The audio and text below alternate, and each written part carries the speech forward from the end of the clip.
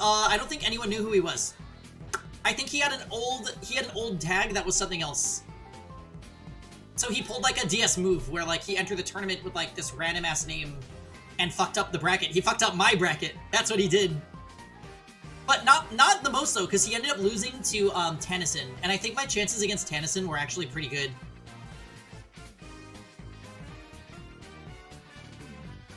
So it just worked out in like the worst possible way for me, if I'm being completely honest.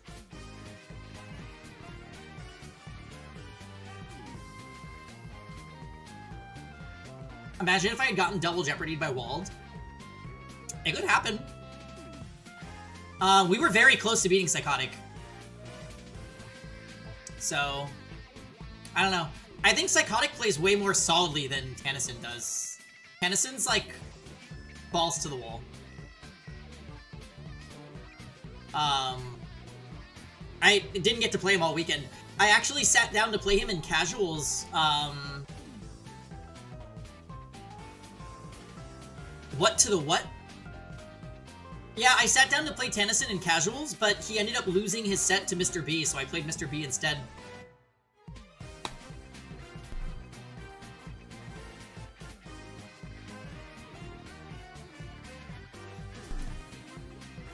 So, anyways, I do believe it's time for Fata, the house in Fata Morgana. Are you guys ready? It's been like a minute. It's been a minute since we've played. And I believe we are at the start. We're either in door 7 or door 8, and I honestly couldn't tell you which one it is. Yeah, story time. Climax for sure. I'm gonna start looking for roommates soon. The house down Fata the house down boots Fata Morgana. Let's get it. Let's go.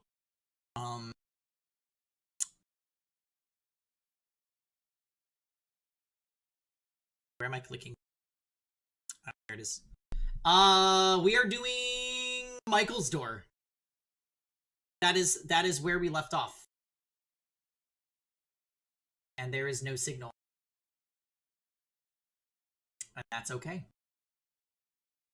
We're gonna do that, and we're gonna do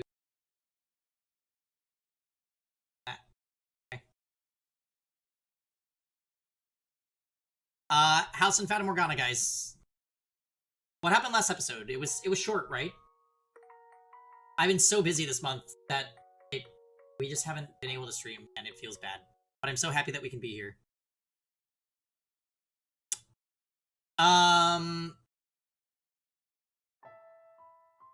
So wait, we had the big reveal last stream, I think.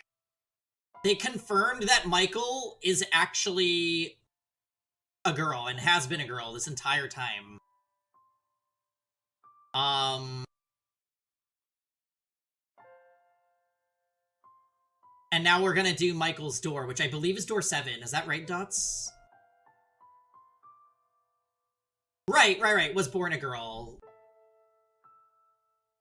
So probably is a trans man. That's where we're going with this.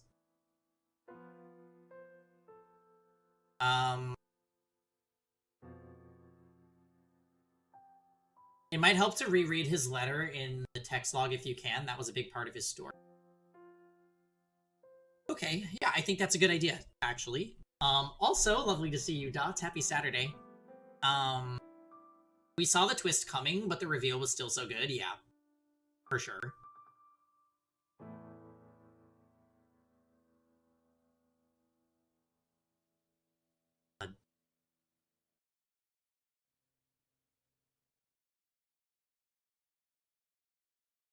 The 7th door.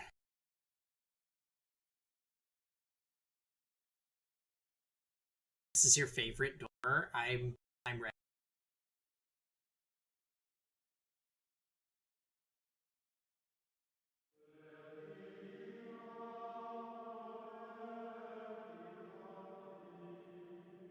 So if we reread Michael's letter, let's just start there. Dear Mother, there is something I wish to tell you, something that means a great deal to me, so I ask of you, please hear me out. And I ask of you, please accept it. Mother, I no longer bear any resentment for my present lot in life.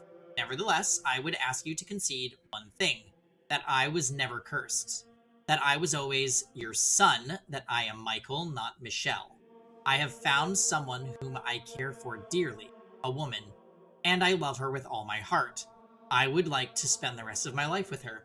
I do not wish for much, simply to have a quiet life with her, to go through our days together, man and woman. That is the one thing I want.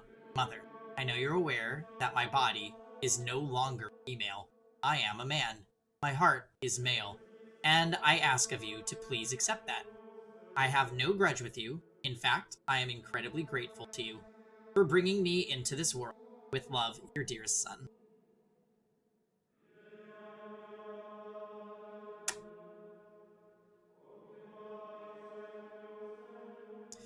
There were two things out of the ordinary about that baby. The first, its parents embraced, and the second, they wholly rejected. Although, it was some time before the baby's second peculiarity, peculiarity emerged, and until it finally did, no one was any the wiser, not even the child itself. Its mother surely enjoyed that brief period of happiness before her child finally realized the truth. Blind to the fact that the moment it had let out its first cry, everything came crashing down. To this day, she still doesn't know the child she gave birth to, that she set loose a curse upon the world, a curse that turned angels into demons, humans into witches.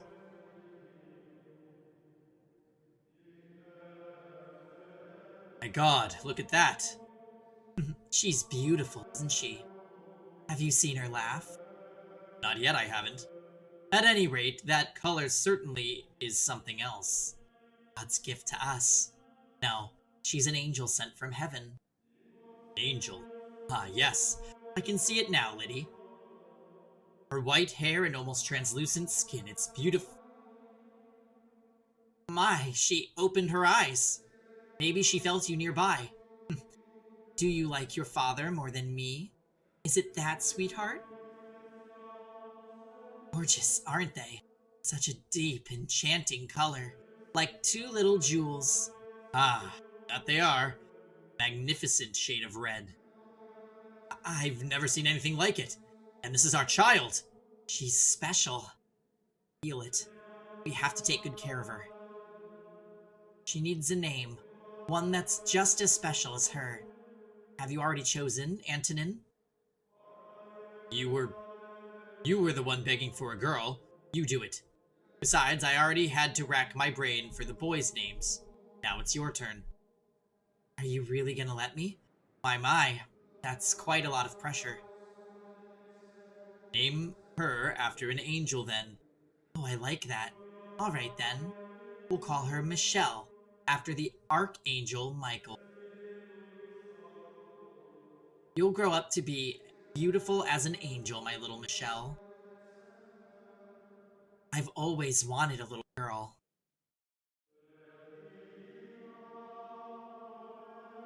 With her snowy white hair, skin so pale you could see the veins beneath it, and her ruby red eyes, she was a very peculiar looking little girl, and her mother showered her with love. She truly believed her daughter was an angel sent from above, born as a human child. The blessed babe, born a girl, was given an angel's name, Michelle. Me. Portrait? Oh my. Why are we getting this type of portrait? Checkmate.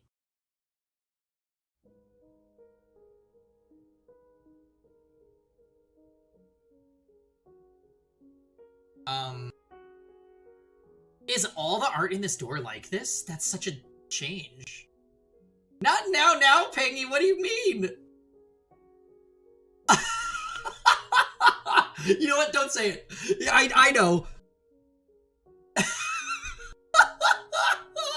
Literally clocked. Hi, Tom. Hey, Tom, you became a cutie fly in my Nuzlocke. Just so you're aware. I know, I'm being classic Pengy right now. Classic. Oh, how wonderful! Don't kill me! Well, Reverse 1999 the Drowsy, Edna Mode the Ghastly, Golden the Diglett. I tried to name it Golden Girls, but I submitted the name by accident too early. And then one other died. Oh, Jambat the Zubat. All dead. And actually, all of my deaths in the Nuzlocke have been to the move Pursuit. And I firmly believe the game is reading me. I've only died to Pursuit. So. Anyways, if you know, you know. Gah. I see. That's what you did. Curses, I completely overlooked that. Thought you were advancing with your pawns, and that was all a diversion. Pursuit is awful. Maybe it was good they got rid of it in later gens. I just think the AI is cheating with it, to be honest. Because they do it every single time that it's going to kill, and I switched. I don't like it. I hate it here. You're too short-sighted, Didier. You need to look at the big picture. Sometimes it's the tactician and not the soldier holding the sword. Ah, you got me. You're quite good at this, Michelle. What inspired you to take such an aggressive strategy? It was not inspiration. It was derivation. Derivation? Derivation? Chess is in many ways similar to real war tactics. Ah, my military texts. You haven't read all of them, have you? I have nothing but time. Impressive. Even I haven't read all the books in my room. You planning to join the Order with that kind of knowledge? You jest. You're the one who's going to be a knight, Didier. Ah, that I am. War is the men's job, after all. I want you to be there to welcome me home.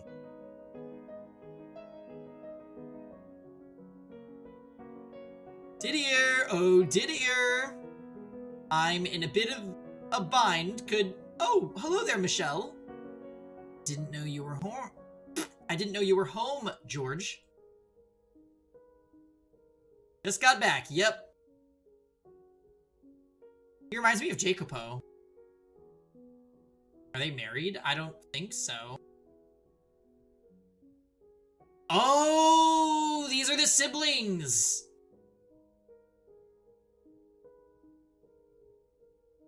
Story time. The way I didn't even think about that.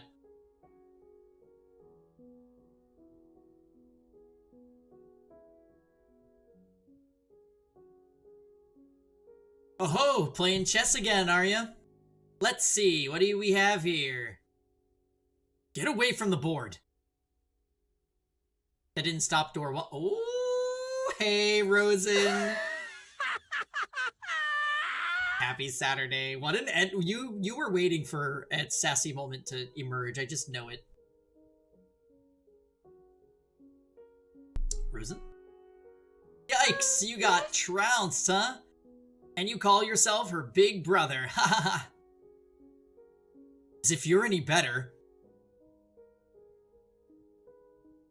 That's not funny, George. I cannot approve of someone who can't keep up with the flow of battle becoming a knight. We had a Kaga moment. Given our family's rank, you would eventually be put in charge of other soldiers. What, are you worried about me? No, I'm saying... I've been blessed with such a caring sister. But fear not. I have a guardian angel, after all. What's the logic in that? Sorry to interrupt, your moment, but... Does nobody listen to me? Now, don't pout. So, what seems to be the problem, George? Yes, listen to this. The royal court is holding a swordsmanship show. And for some reason, save me. I was selected to participate. How unfortunate for you. I can already see you on the ground sobbing. Hey now, that's just mean. Besides, my hands weren't meant to hold a sword. Look at these dainty fingers. They're covered in calluses. Dainty calluses? Tell me, why would they have an artist sword fight? That's the whole point, I would think. No need to get so worked up. No one's expecting you to win.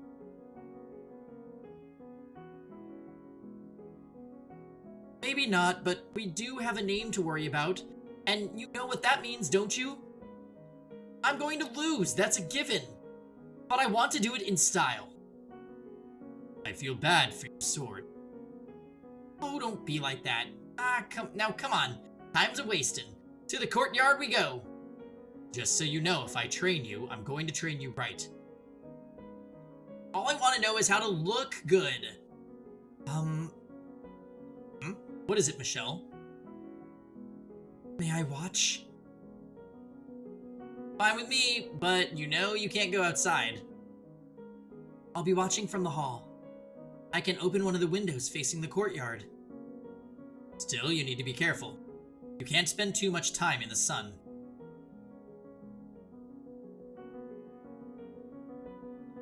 I had two older brothers. The eldest, Didier, belonged to an order of knights that served the church, and below him was George, who served as a court artist. Was in all likelihood who would inherit the family's estate, as knights were not formally allowed to own property. Nevertheless, the Bollinger family was upheld by Didier. And then there was me, the youngest, the only daughter. What's up, Dammy? Happy Saturday. Physically, I was not in particularly good health. Because of the color of my skin, I was hypersensitive to sunlight. I rarely left the estate. My world was contained entirely within these walls, and perhaps out of some sense of pity or compassion, my two brothers spent a good deal of time with me. Hey, welcome, M-Man. Happy Saturday. Hope everyone's doing well. We're doing a little Fata Morgana for the next several hours, and we'll be moving on to possibly Among Us tonight, as long as we have enough people. So in the meantime, please sit back and enjoy House and Fata Morgana. I gave her a bit of sunlight every day to be accustomed to it in a few years. Yeah, it's interesting. Like, is there a legitimate health reason for this? Or is it literally like she's pasty white girl and would burn?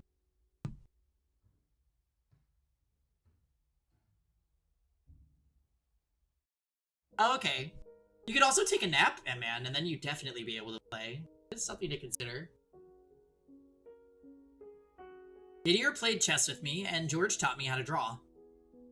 And among other things, they taught me how to read and write. For a girl, I was incredibly fortunate. The one thing I wasn't allowed to do, though, was hold a sword. While hardly anything unusual, it bothered me deeply, and it had for as long as I could remember. If I had been told I couldn't do it because I lacked strength, I probably would have accepted it. But the reason given was not that I was weak.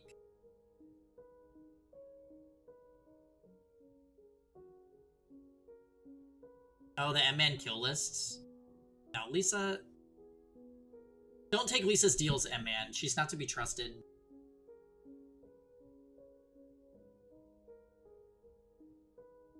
Oh, it was because I was a girl. And with each passing year, the smoldering frustration in the back of my heart grew larger. Come on, put your back into it. But like I said, all I want is to put on a good show. Oh, you'll put on quite a show, unless you learn how to swing that sword properly. Give me a break. Out in the garden, my two brothers traded swings, bare-chested. Oh. I hope our next friend from last time finds us too. Oh, you mean Addie?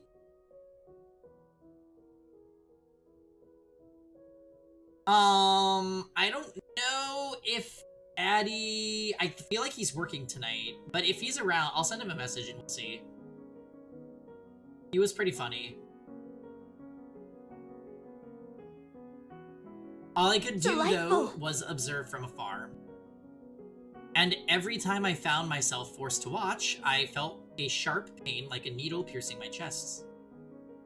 A needle that seemed to be growing ever thicker. My mother and my brothers loved me dearly, but that didn't change the fact that the outside world lay beyond my reach.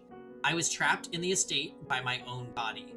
At first, I thought that was the root of my pain, but the answers seemed to contradict something inside me, something I couldn't explain, something I couldn't ignore, even as a child. So I searched within myself, trying to find an explanation for the constant swelling sensation of wrongness inside me. Day after day, I gazed into the cavern of my own heart. My. Now what are the two of them doing out there? George was asked to do a swordsmanship show for the royal court, so Didier's helping him. Swordsmanship? Oh, I just can't stand those shows. Blades are so dangerous, I can't watch people swinging them at each other. Why don't you come back to your room with me, Michelle? I would love to teach you how to sew. But, Mom, I want to watch them practice. Michelle? First of all, you need to watch how you speak, young lady. You do not call me Mom, you call me Mother. This is what happens when you spend too much time around boys. As your mother, I don't approve of you playing chess or making art. A woman has no need for such skills. They will only make you look insolent. I want you to grow up to be a respectable woman. That is my job and my dream as your mother. Now come. I would rather you looked at some fine embroidery with me than a couple of sweaty men. Yes, Mother.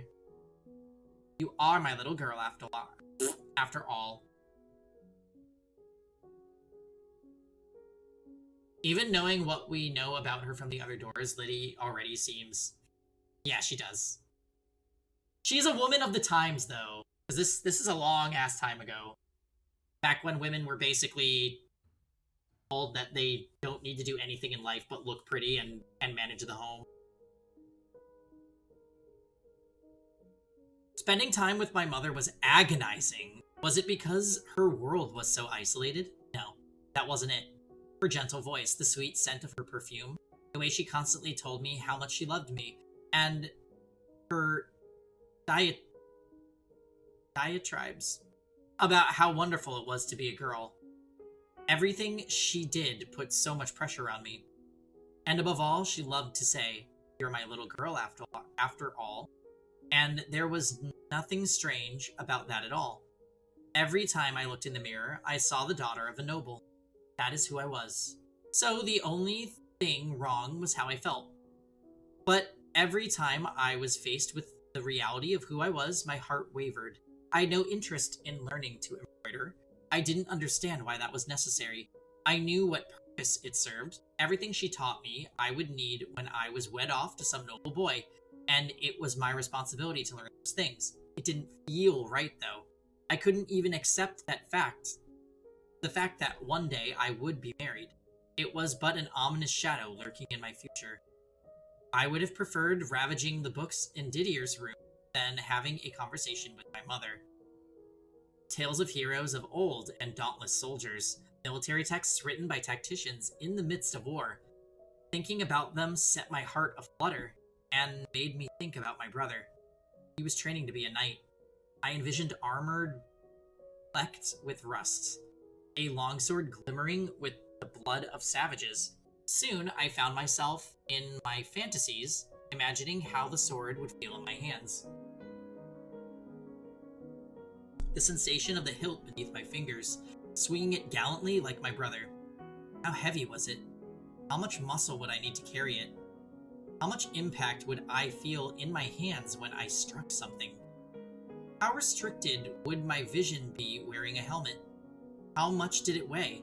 How hot was it inside? I had no way of answering any of those questions, though.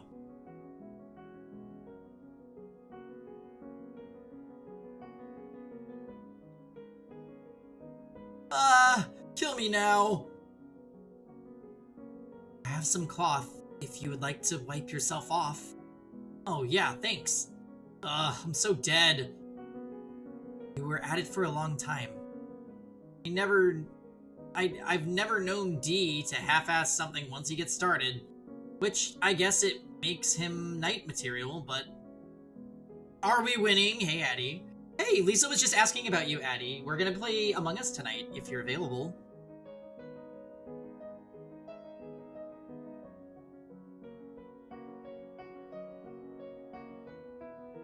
Remember, Addie, we don't trust Lisa, even when she's being nice. We can't trust her. We can't afford it.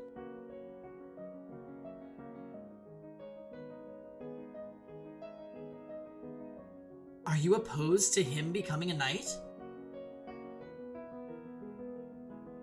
Well, you know, I'd kind of assumed he'd inherit the estate and handle taking care of everything.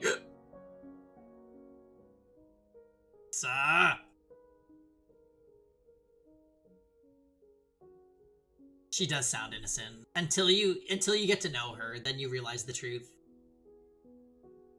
So it's like, why's he gotta go and be some priest whipping boy? Don't tell him I said that, though. He wants to fight for the greater good. Well now. I don't know, despite the name, he wouldn't be doing much fighting himself.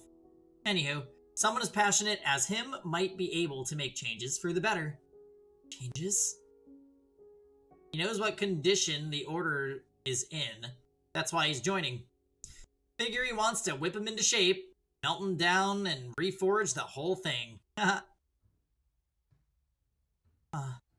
So he might be able to change things. What are you muttering about, Michelle? Hey, whoa, hold it! The pain I felt in my chest when I smelled the sweat emanating from George's body, when I looked at his slender but distinctly male build, I was convinced it was admiration. Did I want to become a knight too? Maybe the discomfort I felt was because I wanted to be like him.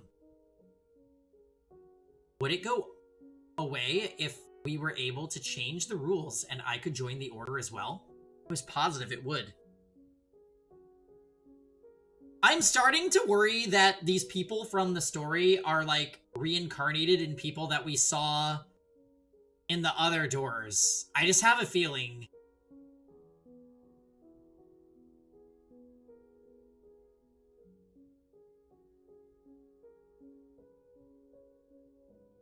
Right, if that's true, then who's Maria? We haven't met her yet.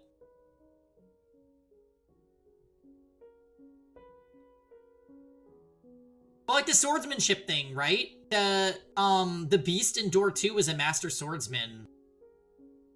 And the comment about being a priest whipping boy, I'm like, wait, there was a priest in door 1. Also, George being an artist, and her father was an artist in door 1, I'm like, it could just be coincidences, but I'm noticing certain details being brought up again, and I'm like, what if? Didier? But then who would the witch be? The witch would be her mom, probably. What if the artist in the painting is George? That could be.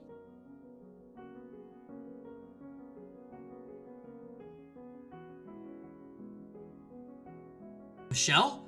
Hold on. You can't come barging into my room unannounced. I'm trying to change. We need to talk. I said stop. You're a girl. You can't just walk in on a man as he's changing.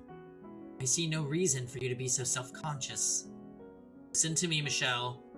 George tells me you're planning to overhaul the order. He told you that? No, I hardly have such a grand aspiration. Don't be coy.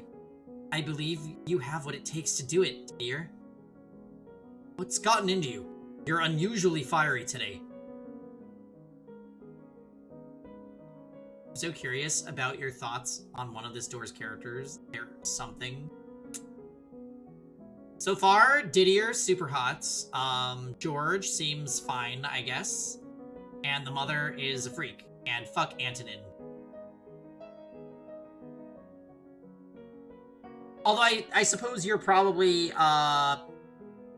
talking about someone that hasn't been introduced yet. Who could be reincarnated into Maria. Anyways. I want to ask you a favor. When you have enough influence in the Order, I would like you to make me a knight too. What? Tired of the way Mother treats me. Always saying I can't do this or that because I'm a girl. Is Antonin the father? Yes.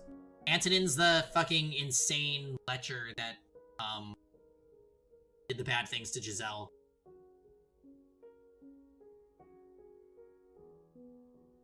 Oh, who's that on the left? I'm saying twice. I'm saying he's going in the waifu bot for sure. The festering death. Thank you for remembering the term. I won't say either way until later, but someone in this door is interesting. He's Peggy coded. He is. He's a hot man with a beard and short hair. Also welcome twice.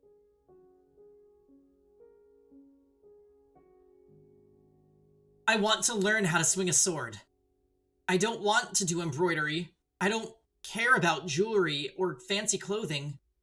Michelle, it's gotten into you. Oh, brother. Oh, Tux, don't do this. You can't deny it. He's undeniable.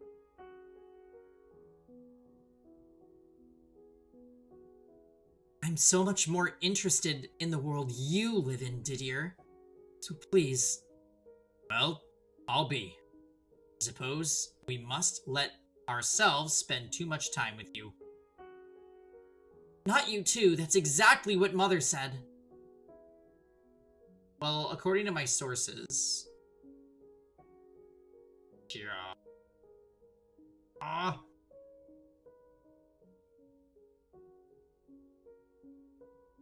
It's an unfortunate name, Didier. I feel like I'm saying it wrong. It's French, so is it Didier? Is it Didou? He looks kind of like Didou. Oh, that's not. Okay, anyways. First of all, Michelle, you don't have the strength to hold a sword. Pierre? Oh, no. Not referencing yesterday.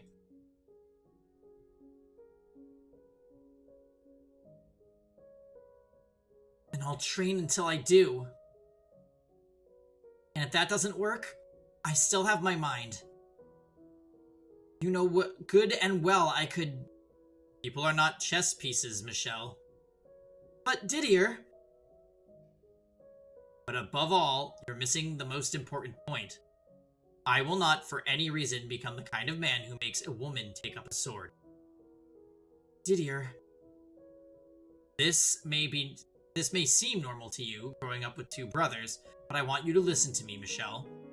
Men and women walk different paths. Men wield swords and fight against dangerous enemies, and they do so to protect the weak, women, children. I am here to protect you and your mother. You're no different than her. You don't treat me any different than her. Honestly, what's gotten into you, Michelle? Why wouldn't I treat you like the daughter of the Bollinger estate? Your brother and I, we never meant to make you think. Get it. What? Sorry, I knew I was asking for something foolish. Oh. Oh, Grant, thank you for the gift sub to your neighbor who?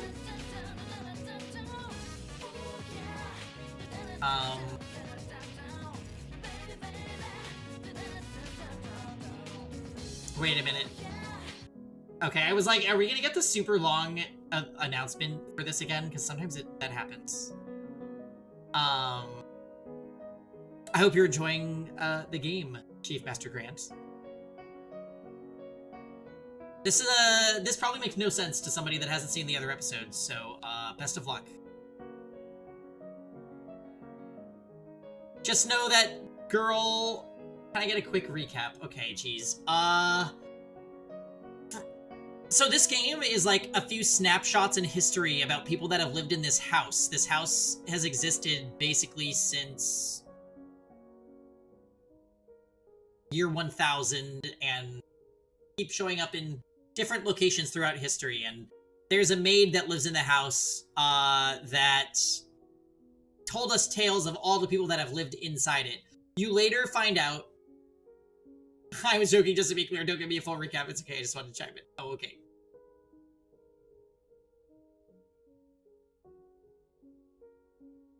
I was trying to think. I'm like, I don't even know how I would recap this game because we're like... How many hours have we played this? Does it say? It doesn't.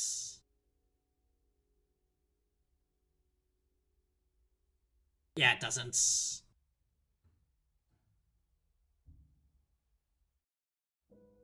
I want a full recap and don't waste... Oh, no, no, no, Addy, not happening. I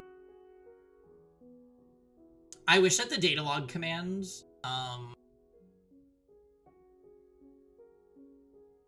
was... Yeah, look, we have VODs for that, Addy. The data log command is about Digimon Cyber Sleuth, disregard. Anyways, girl on the right is mad because she's angry because she's a girl and not allowed to do things. And guy on the left is hot. That's pretty much where we're at right now.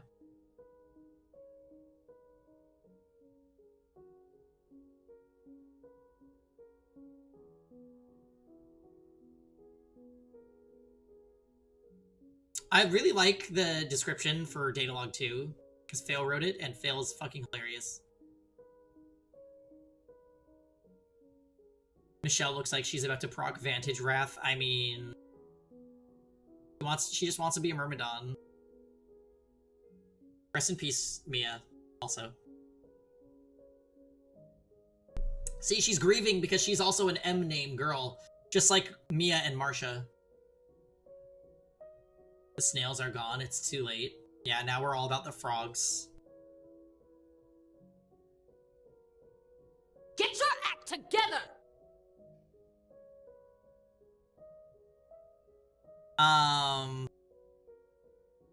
But I thought you would understand how I feel. Oh, maybe Kuroi was right? Even just a little bit. You started the album? Wait, are we doing this again? Is it time? Were you inspired?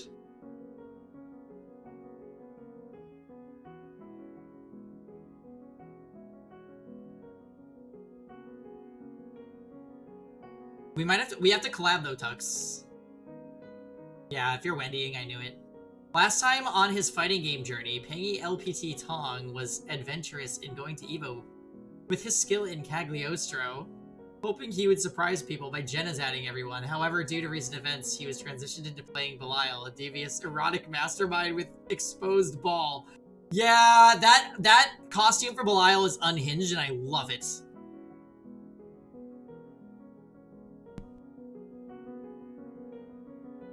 Tux will be starting with his new dance anthem, Any Mole is a Goal. Oh my god, Jaw.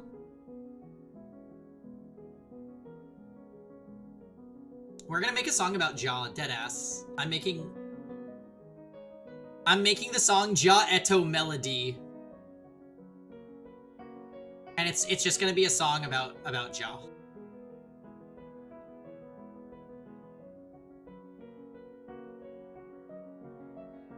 What was I expecting him to understand? Even I didn't understand the things I felt. Leave my dying plant out of this paying Tong.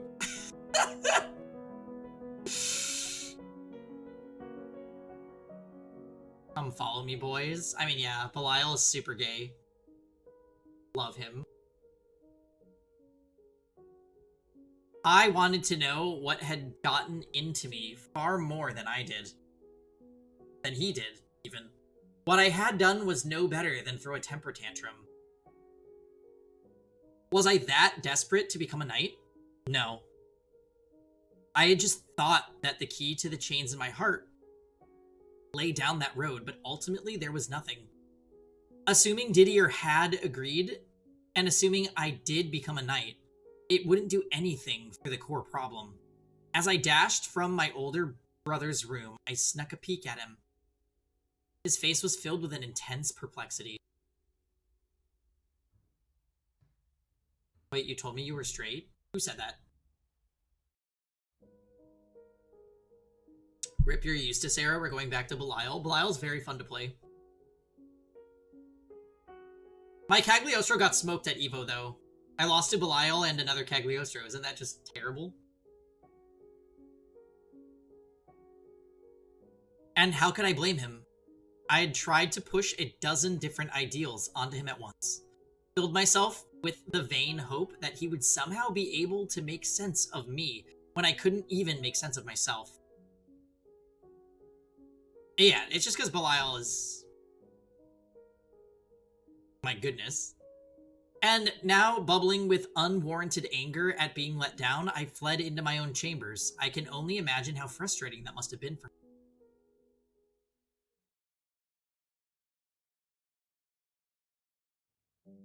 It was the spring of my 14th year.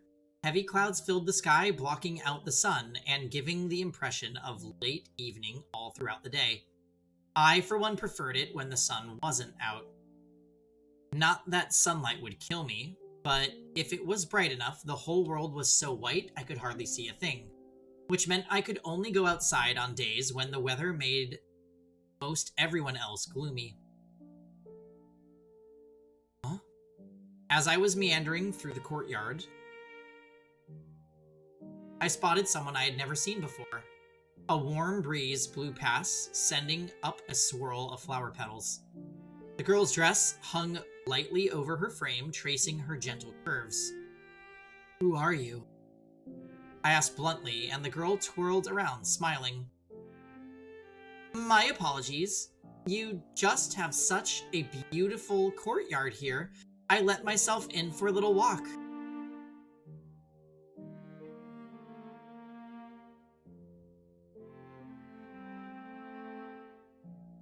My guard is up. Long chestnut hair flowed over round feminine shoulders. It swayed slightly in the wind. Amy sounds familiar. It does. I was thinking of that girl in Door 2, but her name was Paula, I think.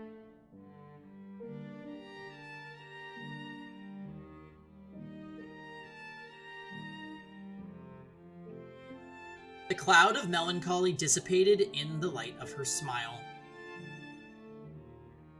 "You must be Michelle. You're just as pretty as I heard. And you are?" "Out, she's here to steal your Ikes from you?" "Yes, she is." "My name is Amy. It's a pleasure to finally meet you." Finally meet me? What was she talking about? As I stood there, baffled by this strange woman, she stepped toward me, kissing me softly on the cheek. "Thrilled to make your acquaintance, Michelle. Oh, she wants you." Her voice was like someone pouring honey into my ear. Electrifyingly sweet. "I'm George's fiance." "We found Maria, do you think?" I would love that. And it also stuck another needle into my chest. Wait, what if she's in love with George's fiance? She was a noble girl by the name of Amy Jobert. Though only 15, she was the very image of refined, polished to a shine. No one had told me my brother was to be married. It came out of nowhere, and it seemed I was the only one who didn't know. That evening, when the family gathered around the table for supper, Amy was there too, and they prepared an extravagant feast for the occasion. My father, Antonin, looked so proud of his two boys, Didier, soon to receive his assignment, and George, soon to be wed. I thought you said Jogurt, like rhyming with Gogurt.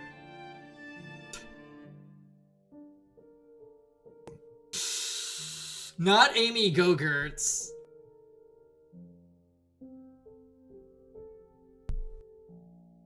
My goodness, how awful. The banquet proceeded smoothly. Not a doubt in the air that we were a happy family, but my mind was elsewhere. I found myself unconsciously chasing Amy with my eyes. Oh, is this gonna be a scandalo?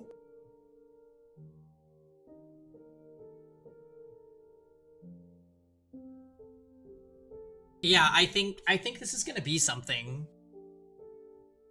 And I don't know if I'm like prepared for it.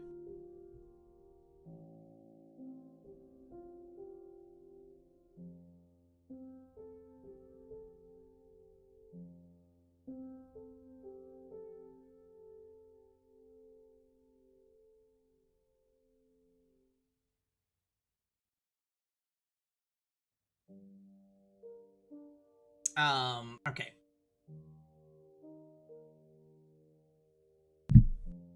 I'll go get the chips. Yeah, we're here for the Taco Bell breakfast scene.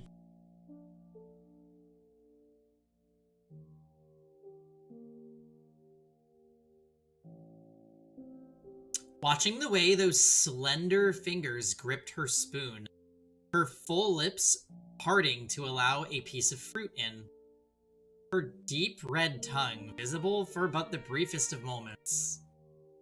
Delightful. Oh dear, this is... The way all the muscles in her face seemed to relax in bliss as sweet juices seeped into her mouth?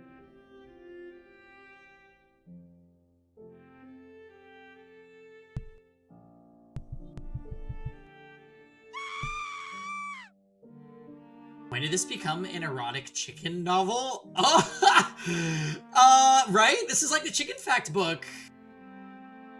This sounds like erotica that I'm... Oh.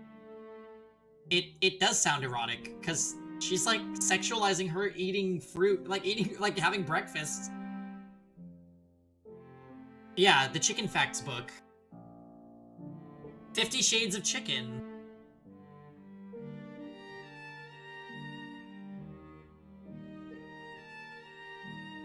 The way she spoke, so soft and gentle, letting each sound hang in the air just briefly before intoning the next. Just horny teenager moments, apparently. She was distinctly feminine in a different way than my mother. Apparently, Amy was going to be living at the Bullinger estate for some time. This is... oh god. Mother was pleased to have another girl around, or more specifically, she was relieved to have found someone other than my brothers to spend time with. I had assumed I would hate being around another girl. Surely she wouldn't be able to play chess after all. But for some reason, I felt much less suffocated around her than my mother.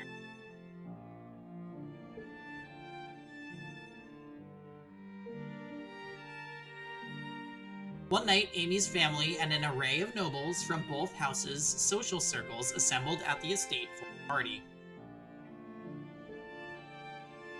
A din the likes of which I had never heard in my life filled the great hall. Everywhere I looked, there were people. Servants scrambled every which way, silverware clanged against dishes in an almost constant hum. Voices from all directions. I felt moderately ill. Hey, D, I feel like we're critically short on waiters. This don't look good for us. And who was it who went about inviting everyone he came across again? Who are those people? They're artists like me. I met them at court. Let's see. We have some painters, composers, sculptors, troubadours, poets, writers, you name it. None of them have any connection to the Go-Gurts, to the Joberts or Bollingers. Sure they do. They're my friends. And, you know, this is me and Amy's party.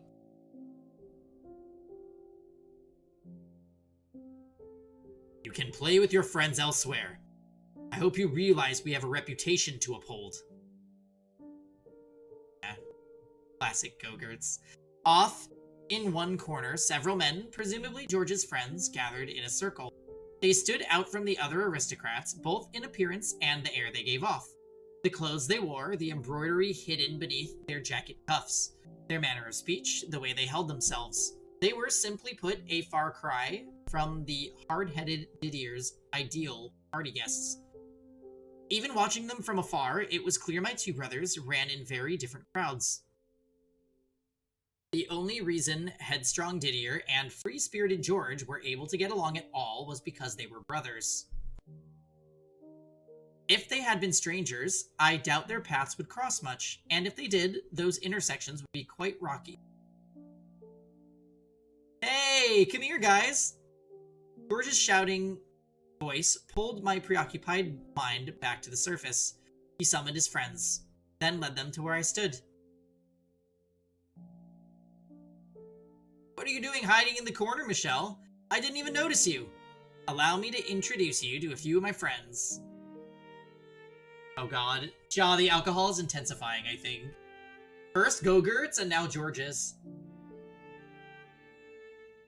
Although I did say George's, which sounds very much like George's. You're not drinking alcohol?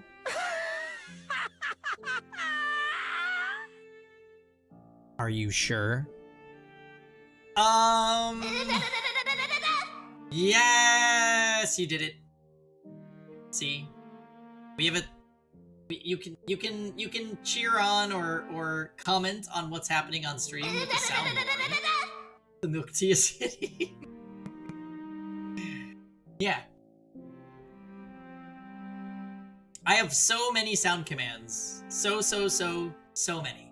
So please feel free to look through them and choose ones that you like and use them.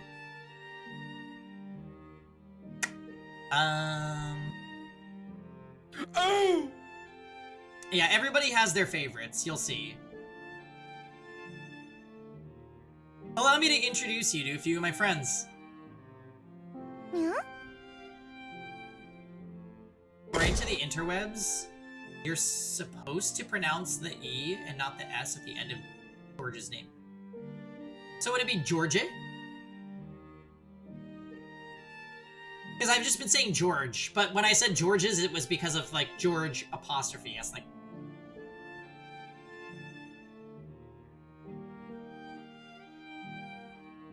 George. Ugh. How about Didier? Croy. I feel like I'm butchering the pronunciation of Didier. Didier. I can't say it like that. That's like French racist. Where's Sionis? Where's Sionis when you need him? Prob Diddy A. Diddy A. We could...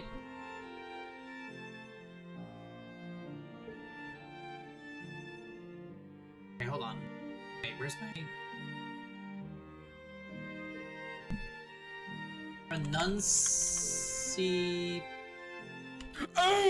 Pronunciation of Didier.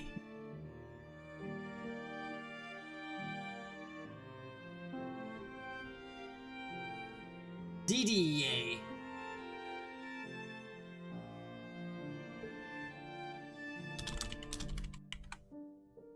I just want that. I like it when Google gives me like the Didier. French given name. A boy's name indeed, even though it's more for older generations now. Not many young French. Bonjour, this is Julian the Frenchman who makes French pronunciation videos here on YouTube, and we are looking at how to pronounce this male French given name. A boy's name indeed, even though... Stop! He doesn't say it! That's why he calls him D. Michel. No. Not Michel. Didier. Didu. Sionis, just in time. Yeah, Sionis, we were looking for you. Someone please follow Sionis. Yeah, Sionis just appeared all of a sudden. Didier. Okay. I called him Didier and I knew that was wrong. I was just fighting against the current.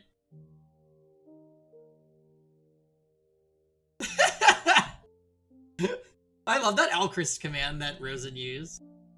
Please stop! Did you?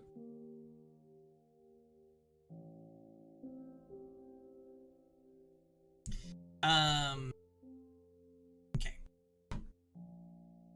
Oh, no, Didier, just like Dusker. George A put his hands on my shoulders, peeling me off the wall and standing me in front of his male friends. Socialization was the last thing on my mind. I searched for Didier, hoping he would come to my rescue, but he was off trading pleasantries, facing away from me. This is my baby sister, Michelle. Be nice. Georgie, I don't... Racist. Your skin is even more pale than I imagined. It's like something out of a fairy tale. And why have you never brought her with you to the court? She'd be a sure hit. And how old are you now? 12, mayhap? Now, don't treat the lady like a child. So, I thought George at first, Sionis, but Roy said that the internet said to say George. Or Georgia. So there's like a afterwards, I think, right?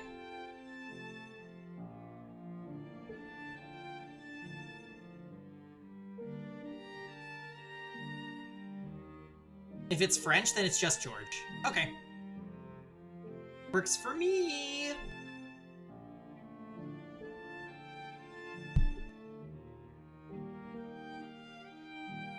I'll have you know she's 14.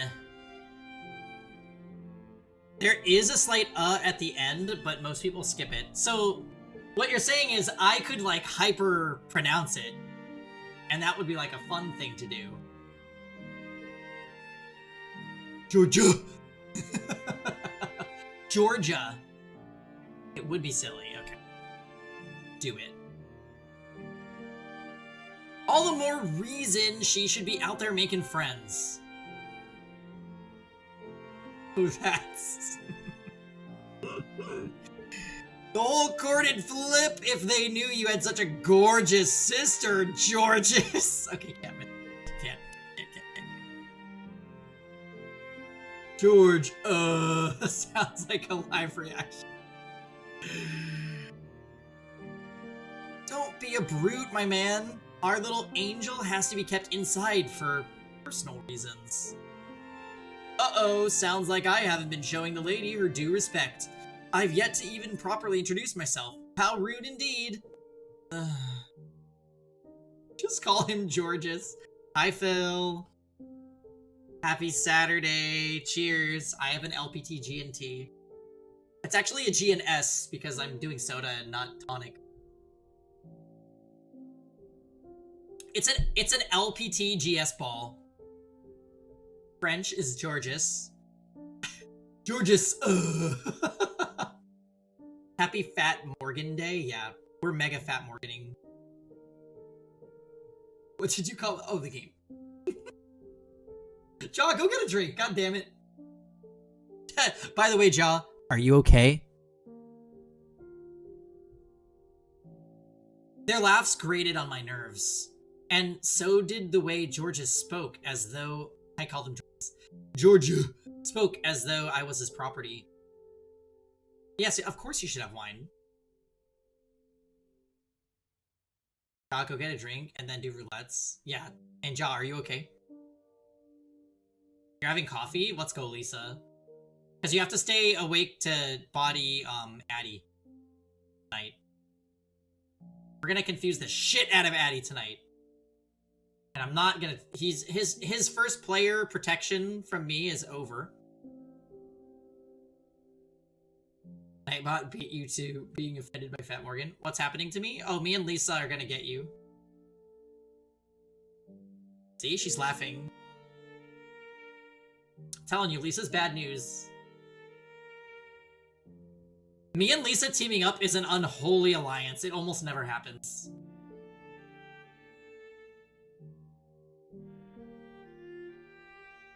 Well, that's true. You didn't kill me the other day, but I don't think you were imposter very many times. You were just like 4th imposter.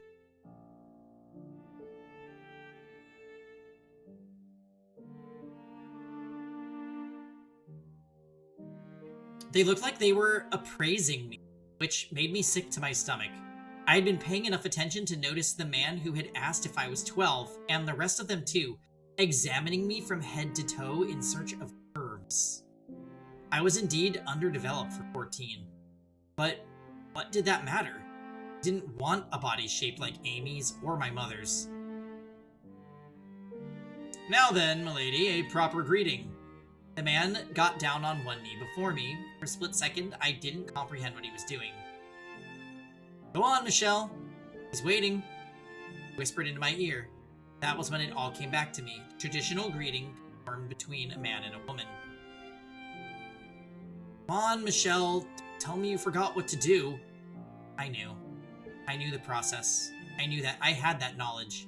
Mother had taught me the rules, shown me the procedure. I was to present my hand to the man, to kiss. All I had to do was hold out my hand, but I was frozen. My body fought tooth and nail against the simple act. The thought of that man putting his lips on my skin sent a chill through me. Why? Why was this a traditional greeting? Why did I have to go through with this? Michelle? But at the sound of George's frantic voice, my arm creaked up from my side. Then I remembered that despite being his friends, they were still nobility. As wanton as his social interactions may have been, he still had a reputation to maintain. And I understood that. I also understood that as their sister, it was my responsibility not to do anything that might tarnish either of my brothers' names. Also, by tradition, the man wasn't supposed to actually kiss the woman's hand.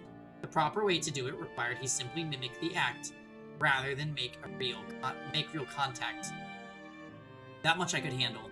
The man kneeling before me gave me an uncomfortable chuckle at my reluctance, shrugged, and reverently took my hand in his. Then pressed his lips firmly against my skin. There was a vaguely warm sensation on the back of my hand for this moment. What do you... Reflexively, I smacked the man's hand away. George's eyes went wide in horror, and the man gave another playful shrug. I was merely offering you a greeting, my lady. Or is even that a new experience to you? Your innocence is truly precious. I was half a second away from throwing a barrage of insults, but I bit my tongue and stomped off instead. Oh, Michelle! Hey, come back, Michelle! I had spent all that time convincing myself I couldn't humiliate my brothers, but now I wouldn't hear a word of it. I had drawn a fair bit of attention, and other people tried to stop me too, but I brushed them all off, marching my way out of the Great Hall.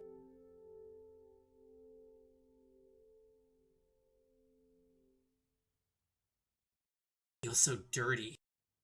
Call that a greeting? No, that was no greeting. That was... I'll be taking that. I say, practically swiping a glass of water off at a passing waiter's tray. With it, I washed my hand by the window facing the courtyard. But no matter how much water I poured over it, I couldn't erase the sickening sensation of his mouth on my hand. So I rubbed it with my sleeve until my skin was bright red. I wanted to feel something else, anything else, even pain. Think before you act, George. That was... Oh, what were you thinking? What were you doing inviting people like that into our home? I was angry, and I had every right to be. Had he not performed the... He had not performed the proper greeting. Even in jest, he had no business actually putting his lips on my hand. It was not acceptable behavior for an aristocrat. He was a guest. He should have been ashamed. Was I angry that he had been disrespectful? No, that wasn't the reason. That wasn't very nice of you, running off like that. At the sound of his voice, I couldn't turn back. I felt a sickening warmth almost directly against my back. The man from the Great Hall had grabbed me by the wrists, spun me around, and pressed me against the wall.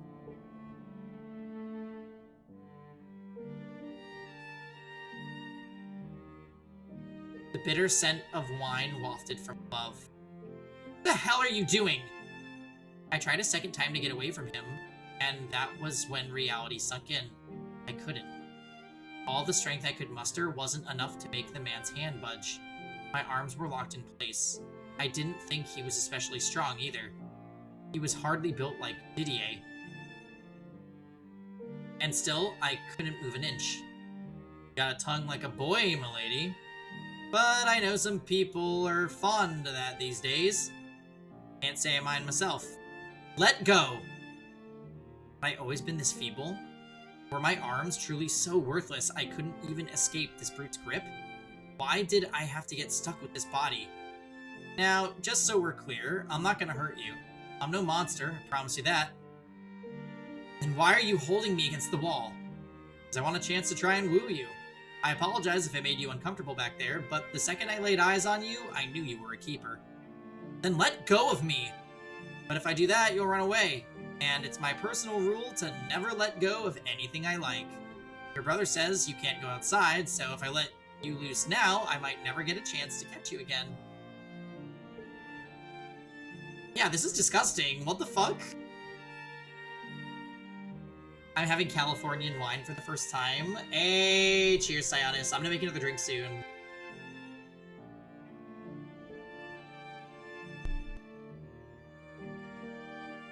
I wanted to vomit. Apparently, taking my silence for approval, the man perked up and kept going. Everyone needs another drink. Oh, are you drinking too, Addie? Time to proc wrath. Do it. OMG, it's sour. What kind of wine are you drinking? If you're not accustomed to being around men, then why not use this as an opportunity to get familiar? Not a half bad idea, if I do say so myself. Carnivore? What kind of wine is it, though? But I think we'd get along quite well. Besides, I'm a minstrel. Red? Is it a Cabernet? Is it a Merlot? Is it a Malbec? Is it a... No drinks for me tonight. Went to Wild for Pride in my city last weekend. Addie, don't be ridiculous. Addie, literally do not. Zinfandel? Yeah, okay. A sour red, that's... interesting. Grapes can be sour, though. Think of it like that.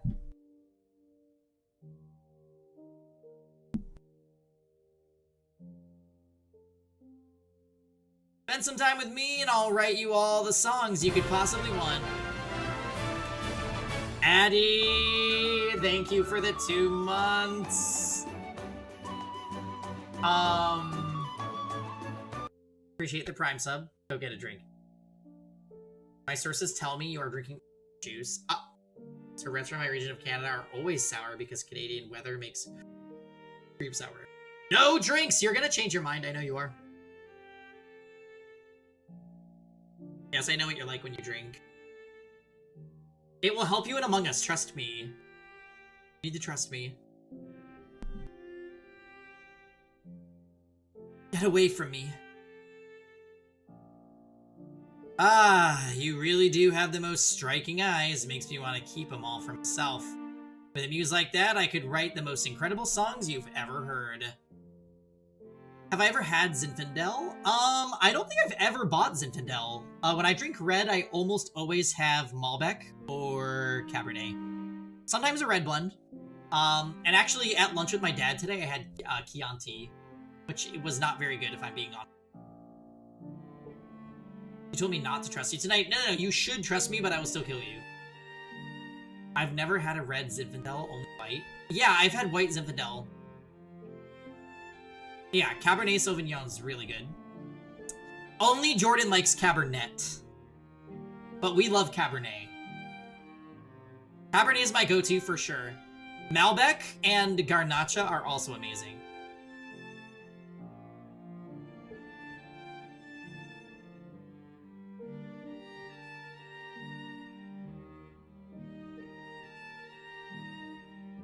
I said get back, you creep. That's odd. That one's never failed me. The man brought his face in just inches from mine and peered into my eyes. I could feel his hot, wine-stenched breath against my cheeks. It gave me chills. I couldn't understand why this was happening to me. Panic and confusion had my heart racing. Oh, I am not a Merlot fan, and I am not a Pinot Noir fan. Although there is one good Pinot Noir from Trader Joe's, that's pretty good.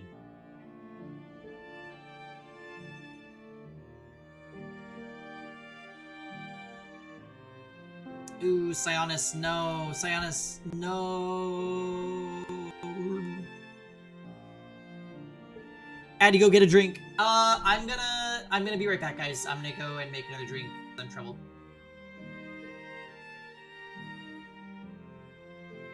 If I can find where my webcam is.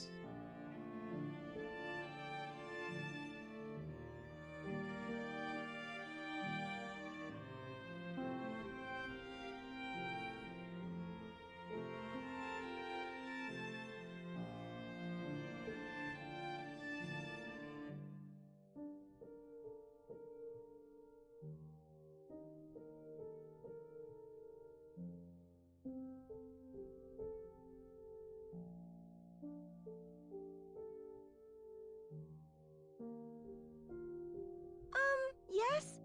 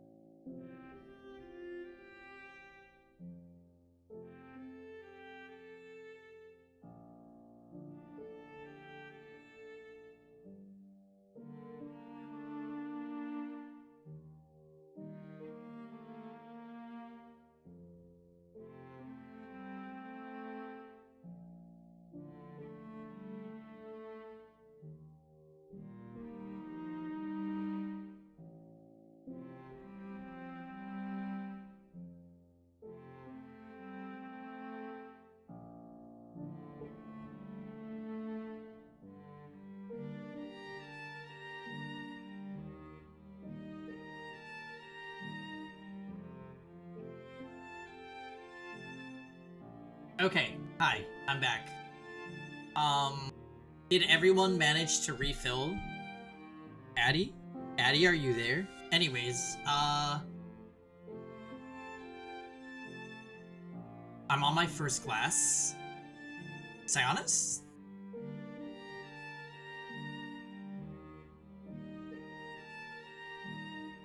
Peer pressure? Yes. I just came home from D&D. Alright. Alright, fine. You get a pass this time. But I expect you to keep up, Sionis. We are playing Among Us later. Okay, wait, we're in a really effing creepy scene, by the way, with this like somber, calm music in the background. I'm kind of worried for Michelle.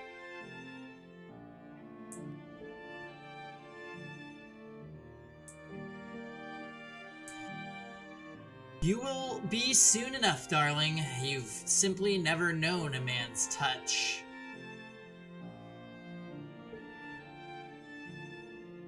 Doing a boss fight and it's going so-so, we might all die. Oh, in D&D or in Pokemon? He drew closer. He was already practically on top of me, but still he closed in. Closer and closer. The world faded out. I couldn't see anything. Shadowheart cosplay? Yeah, attaboy. I could feel his rising body heat so near it made me nauseous. My eyes flung open, but there was nothing there. I only feel.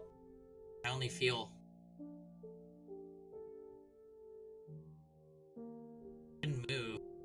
My body wouldn't budge. In my mind, I kicked the man and ran away. Pulled my fist back and slammed it into his jaw. Again and again and again until his face was unrecognizable. Again and again and again, I beat him. But reality would have none of that. Michelle! Hey, what do you think you're doing? 3 seconds? 10 seconds? Longer? I had no idea how much time I had lost. The next thing I knew, George had the man by the collar. I fell back against the wall, staring absent-mindedly as the two struggled. They traded blows, and they traded insults. Before long, they had drawn a crowd. While they went at it, I distractedly drifted away. And I only had one place to go. I didn't even bother to light a candle. I just stared into the darkness.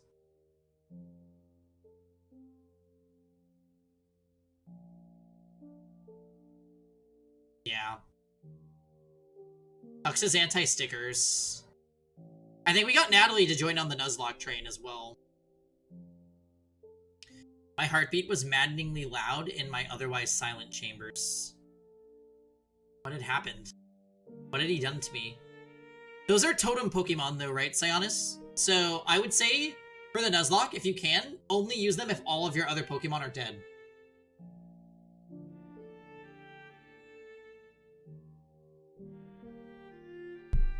They are emergency. Yeah, I thought they were totem.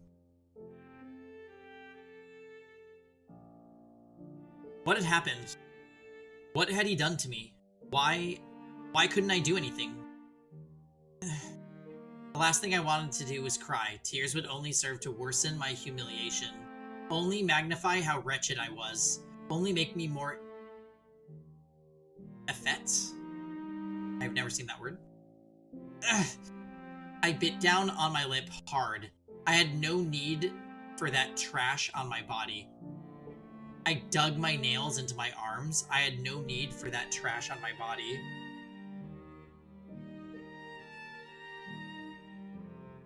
All of this, every last bit of it, that was why I was the way I was. I didn't know how to put it into words. I didn't know how to express this boundless frustration within me. But after enough wordless groaning, a single word slipped from my lips, and it felt incredibly right.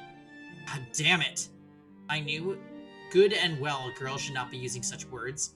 Even Didier and George would have gotten an earful from mother or father if they were caught saying that. Regardless, God damn it! It was the most fitting word I could come up with to represent even the smallest bit of my anger and loathing. I knew all I was doing was shifting the blame, that all I could accomplish was making me look painful.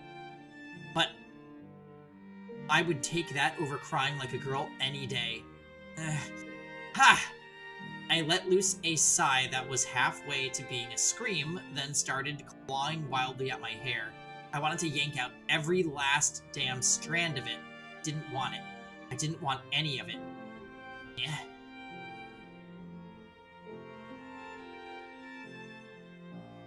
I didn't want any of it, any of this body. But in that case, what did I want from my body?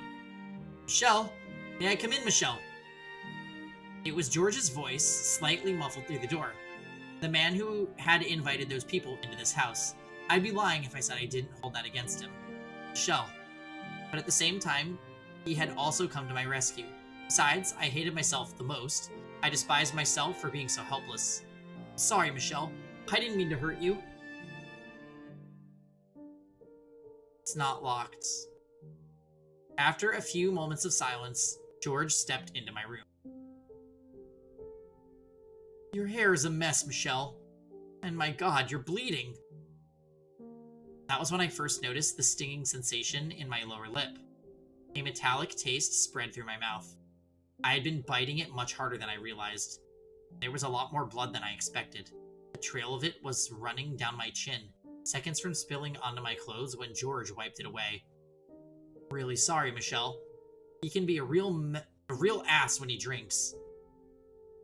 And he's a bit of a womanizer at that. I never expected he'd try to go after you, though. I'm really sorry. I didn't mean for this to happen. Ah, but, you know, there's a chance he may have, genuinely taken a liking to you. That just makes it worse. Sorry. You're right. You want to be with a man you like. I understand. He ran his hands through my hair as if to try to calm me down, at the same time cleaning up the mess I had made of it. Yeah, not this. Not nobody actually likes you. It made me feel like I was some kind of plaything. A joke of a doll. I don't? Huh? I don't want to be with anyone. I would never, ever be comfortable with a man putting his hands on me like that. However, I'm sure you'll find someone eventually, Michelle. Someone that feels right for you. I feel kind of awful for introducing you to him, but there are plenty of men in the world. You might not be interested now, but that'll change soon. It's part of growing up. You'd be best off forgetting today ever happened. I was dead certain, but apparently that wasn't enough to convince him. The very idea that I might one day meet a man who I wanted to touch me made my skin crawl. Why? Why did I feel like this? Was I just not interested in men? No, if that were the case, I wouldn't admire my brother's bodies. No, I didn't have an aversion to men. In fact, I enjoyed spending time with my brothers far more than indulging my mother and her woman's world. What I couldn't understand was the peculiar look men would sometimes give me. Yeah, so again, we're getting this recurring theme of, incest? But I think it's more of like an admiration thing. Like, she wants to be in the body of a man. But I do think she's also not interested in men. Literally Alabama. Joplin, Missouri, anyone? Because she definitely was, like, attracted to the girl. She was attracted to Amy. But why? Why did I not like that? I had no answer. My thoughts were only going in circles. You okay, Michelle? He peered down at me, his face twisted in concern. You live an hour from Joplin? Joplin's a meme in the community because of an episode of Catfish. But I couldn't answer him. How was I supposed to articulate this? My anger, my frustration, my irritation, my fear. I had no confidence he would understand. George? How's Michelle? Oh, here we go. Amy's voice came from the doorway. Inexplicably, I felt like someone had stuck their hand in my chest and was now squeezing my heart. Like I had just been caught in a compromising situation by the last person I wanted to see me. Yeah, she's doing good. Aren't you? Yes, fine. Glad to hear it. I was clearly lying, not even looking him in the eyes when I'd said that, but that seemed to have gone over George's head. Amy, on the other hand, you don't look fine at all. She said, a hint of pain in her voice, and then entered the room.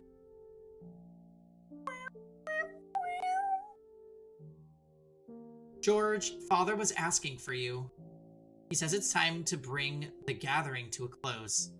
You should get going. I'll stay with her. Oh, is he? Alright then. Sounds good. Once the sound of George's footsteps had faded into nothing, Amy took a seat beside me and without warning wrapped her arms around my shoulders. It's much better to talk to another girl at times like this. My heart leapt into my throat, but beyond the shock, I also found myself welcoming the warmth. It was pleasant, unlike the man's. It must have been terrifying. Don't worry, I'm safe now. It wasn't really, no. No need to pretend, sweetie. If a man had pinned me against a wall, I'd be scared too. I mean it. I wasn't scared. I'm just disappointed in myself. Alright, I believe you. You're a strong girl, Michelle. There aren't many who wouldn't have been scared. I'll be sure to give George a stern talking to about his choice in friends. Something I learned today is that he's somewhat of a pushover. You're a lot more tenacious than I thought. As a woman in this world, you have to be. And if you're not, well, you'll figure it out soon enough, Michelle. Of course, even as strong as you are, I'm sure it'll still be difficult to forget what happened to you today. George had told me to forget it as soon as possible, and Amy that I wouldn't be able to. Was it the difference in their individual perspectives, or was it the difference between the way men and women thought? I wasn't sure. As my head rested against her breast, a bit of my frustration slipped out. I couldn't move my arms at all. He didn't even seem all that strong. Couldn't believe that I was really so weak. It's just the way of the world, Michelle.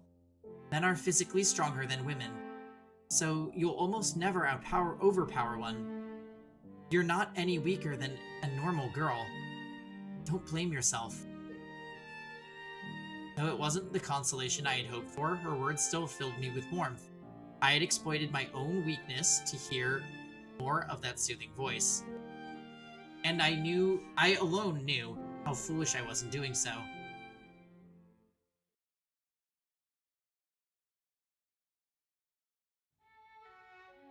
Amy frequently visited my chambers. I didn't know if it was at Mother's request or of her own volition, but I prayed it was the latter. She was a very touchy-feely person, and she seemed to have a particular fondness for playing with my hair. Whenever her voice danced its way into my ears, it would wreak havoc inside me. Is this besties? Being enveloped in her scent day after day stoked the growing fire within me.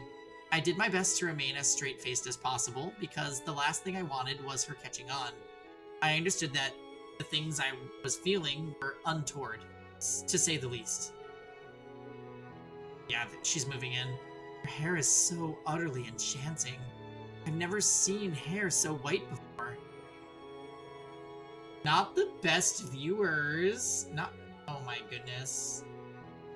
I already have the best viewers. We've been over this.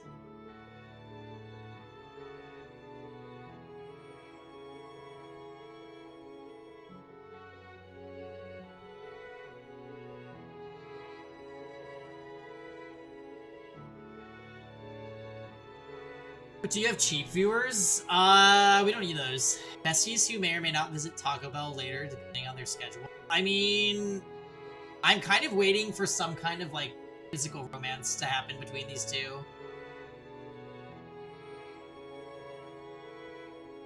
And I also feel like Lisa and possibly others are also waiting for that.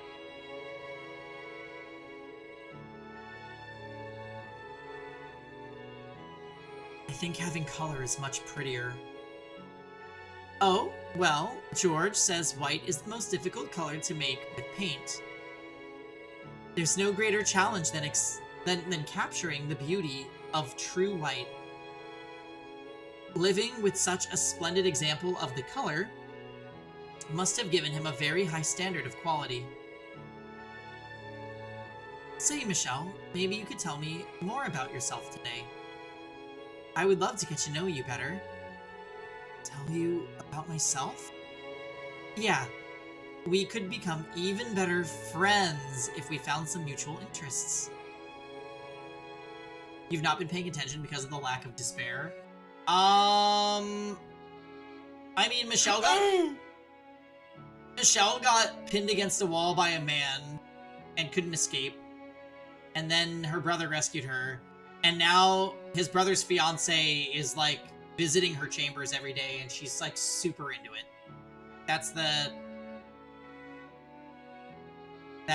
is the recap of what's been going on. Also, not related to anything, but did I tell you guys that this came in the mail?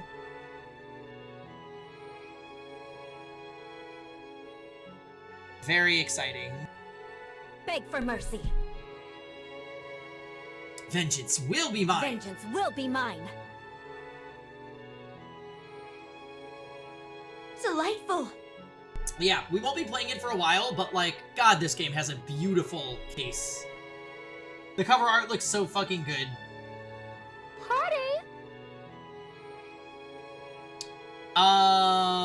And if you guys missed it, we did the first episode the other day of Ayuden Chronicles. And this game is also fucking amazing, and I can't wait to get back to it. The Despair is on a high-speed train. It's on its way here. Yeah, I think that there will be Despair in this door, like, crazy Despair. This is just the build-up, Rosen. This is like, every door has a kind of slow start, but it's all just, it pays off. It pays off so hard. You're playing Among Us with Joe's friends? So you're warming up for the community night, say honest, in other words.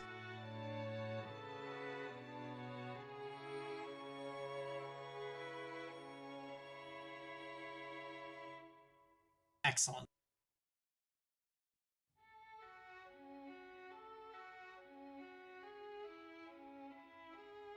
I enjoy playing chess, and I consider myself quite good. Oh my, chess? I've never played. You're such a bright girl, Michelle. Would you like to try? I could teach you. Appreciate the offer, but I think I'll pass. I doubt I'd be any good. Oh, okay. What else is there? Say, your favorite kind of flower, fragrance, color of gemstone. Are there any embroidery patterns you're particularly skilled at? Yeah, she is the Jade Rook. I don't have any favorites, no. And I'm not especially good with a needle either. No? Do you have shaky hands then? I didn't say that. I'm fairly good with a knife, I think. Knife? Oh, like a kitchen knife. No, a sculpting knife. Sculpting? Is that really so strange? It is a bit unusual, I'd say. But George does it all the time. His room is practically made of wood chips and charcoal and paint. George is an artist, and a man. There's nothing unusual about him doing some sculpting. Why is it okay for him, but not me? Does being a girl really make that much of a difference? Well, why don't we practice embroidery together, Michelle? I get the feeling you spent too much time with your brothers. And now you have me. I'm sure it won't be long before you appreciate how much fun cooking and needlework can be. How much you want to bet the mother is just having her go to hang out with her to make her more ladylike? That's what this seems like. Also, the Lesisode is canceled, I think.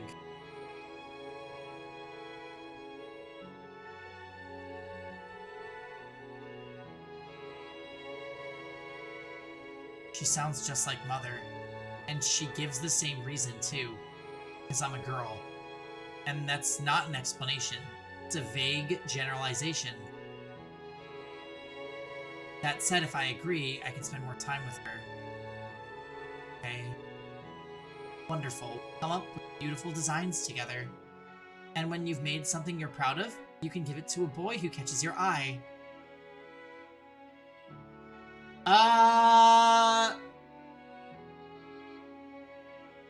Or, if you'd prefer, you could give it to your father or brother. I would like George to have what I make, though. She's realizing... That is a look of pure despair.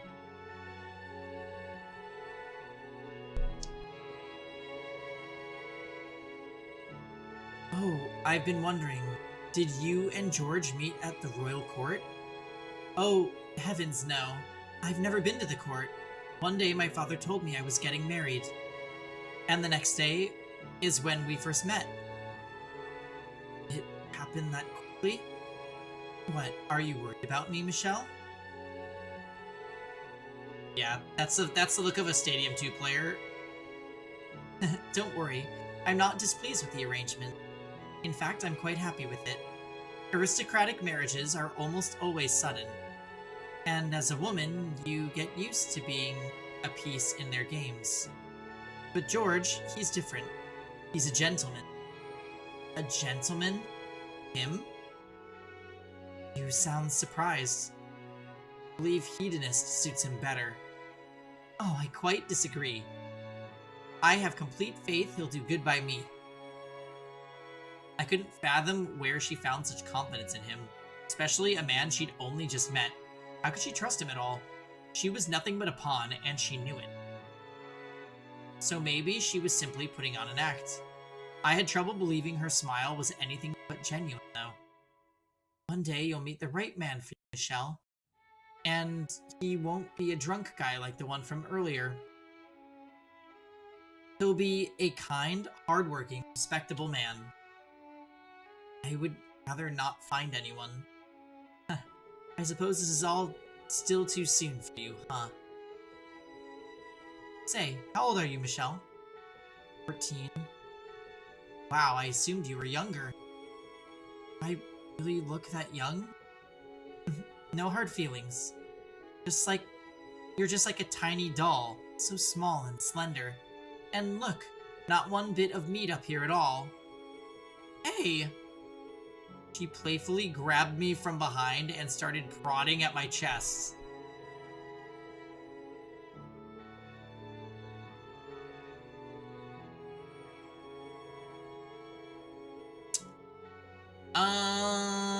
Alright, maybe the episode's not cancelled.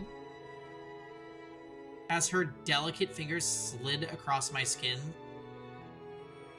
I found myself gripped by very indecent urges. Harassment simulator! This is like a training video. Oh, she's gonna make a move, isn't she? No. Every heavy thump of my heart felt sinful. She couldn't know. I couldn't let her. Everything I had been fighting to keep down came hurtling to the surface. You're so cold, you know that? She was touching me like it was nothing, caressing my hair. Please stop! Was she this intimate with George? Or was it because I was a younger girl that she was so keen on putting her hands all over me? Before I understood what I was feeling, my body acted. It was pure, unfiltered impulse. In my attempt to escape from her grip, I twisted around only to find my face inches from Amy's. Slowly gravitating closer, I pressed my lips against the corner of her mouth. Oh, she did it! Ooh! Ooh!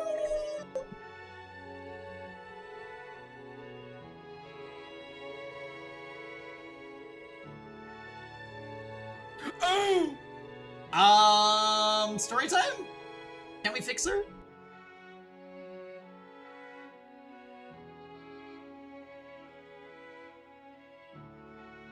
Amy sat there flabbergasted.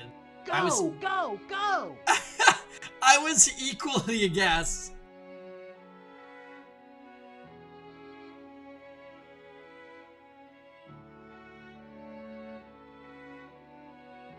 I'm sorry. As I frantically put some distance between us, I'm sure my face was red as an apple, though I didn't know it at the time.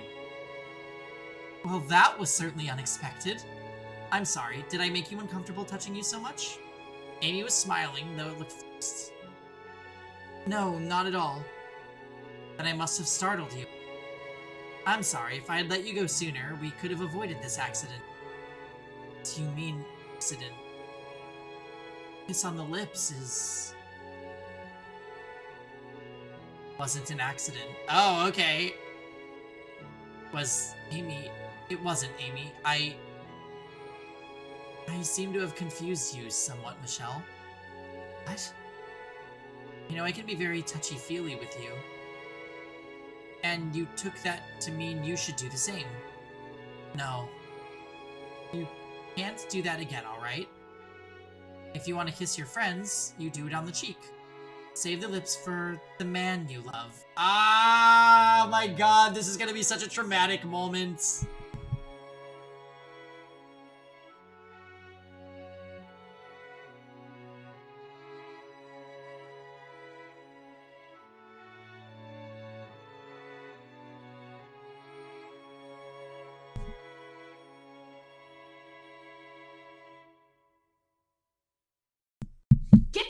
together!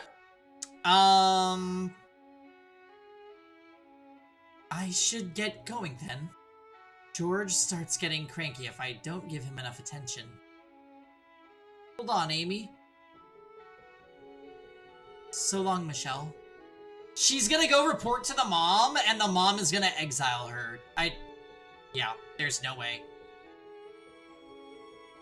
This is the beginning of the end. She wouldn't hear me out. Once Amy had fled my chambers, that was when I finally comprehended my own actions. That she had stolen my heart, but Amy was George's fiancée. No, that wasn't the problem. My body was not meant for love.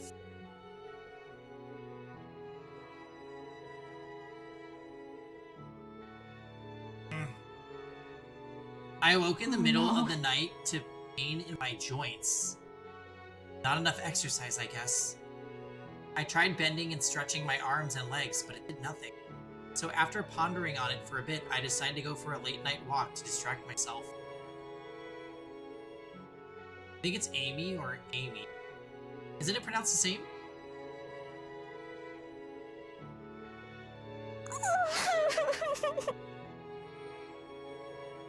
As I approached the corridor adjacent to the courtyard, I heard a woman's voice.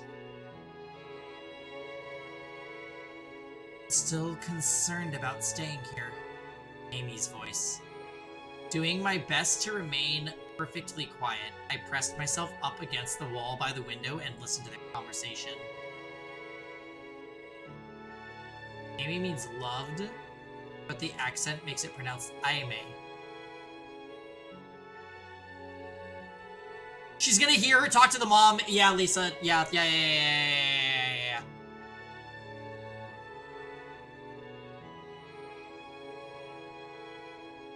I knew it was improper to eavesdrop, but the sound of her voice had me frozen in place.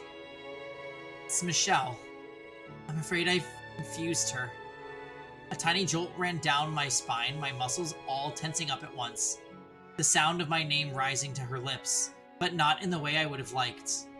She kissed me. Well, almost, but how could I have guessed she thought of me that way? Mother told me she didn't have any female friends, and asked me to be one for her, which is why... So she had been only coming to see me because Mother had asked her to. I'd been afraid of that. Afraid that she wasn't there to be with me. That she had no fondness for me. That my yearning for her was one-sided. She kind of scares me, the way she looks at me. Always watching every little move I make.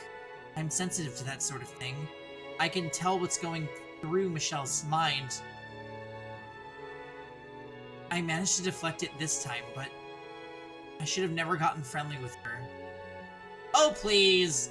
Oh, she scares me! Oh, but I grab her chest. Like, no, Amy. Cancelled. Absolutely not. She had seen through me from day one, understood what I was feeling before even I had.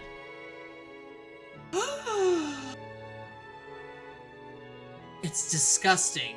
Homosexuality. Alright, cancelled. Fuck you, Amy. You are done. It's over. I will roast you. Yeah. Heat up the stove. She is fucking cancelled. Fuck you, Amy. Yeah, if you won't die, then I'll just have to kill you. I knew she was a problem the moment I saw her. Absolutely not.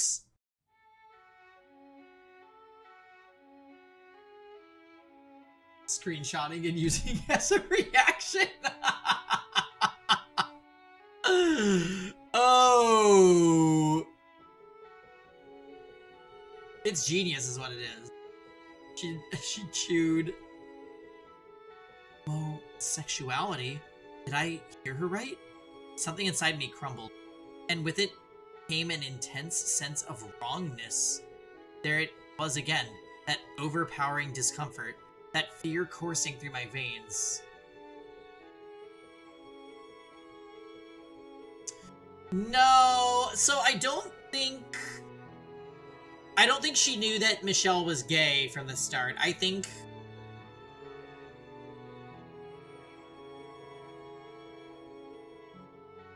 as she spent time with her, she realized.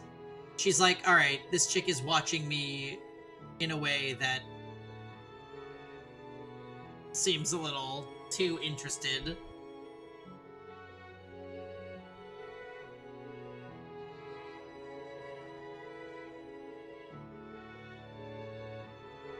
That repulsion, that irritation, that apprehension. What on earth was I? Did I view Amy as a member of the same sex? Were the things I felt homosexual? I heard Amy sigh from beyond the window. Then the man beside her, who she was confiding all this in, replied, "She's still just a child." That voice.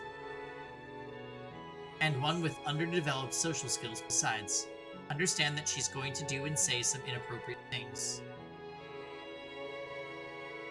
Yeah. So we knew that she couldn't be talking to the mother, Lisa, because she mentioned, "Mother told me to do blank." You wouldn't say that if you were speaking to the mother. So she's either talking to George or she's talking to Didier.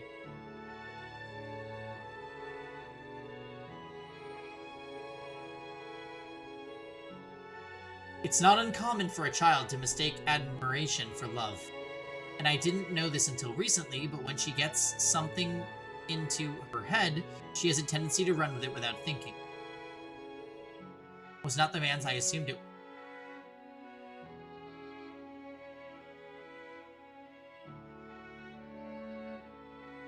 So, what if there's an affair where she's talking to Didier, or with Didier?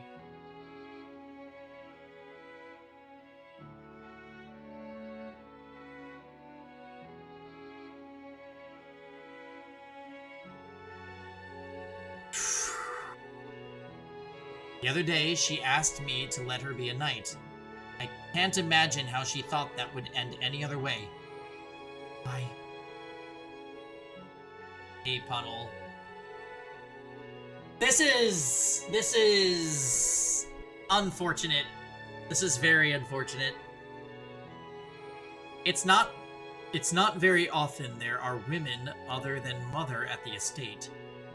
I imagine she simply got nervous being around you and something got mixed up in her head. Why was Didier out there with her? I hope that's all it was. Amy, hadn't you told me you thought George was a gentleman? So what were you doing getting so friendly with Didier? And Didier, weren't you my ally? Or was that all an act like her? Are you going to be a knight? You were going to be a knight, so why were you out here with your brother's fiancé? I'm glad to have you here, so I hope you can figure something out to make it work. Do what I can, but I'm kind of reluctant to say this to you. Something has to change. As it is, she kind of grosses me out.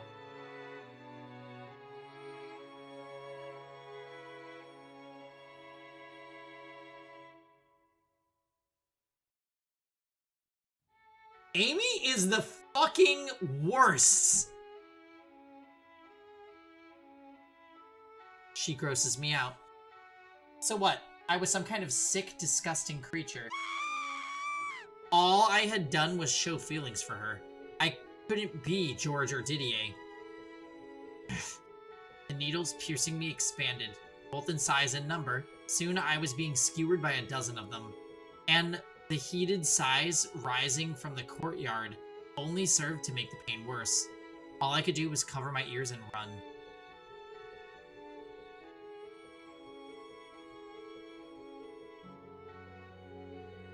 Uh-oh, she's playing Stadium again. Why? What were you doing out there, Didier?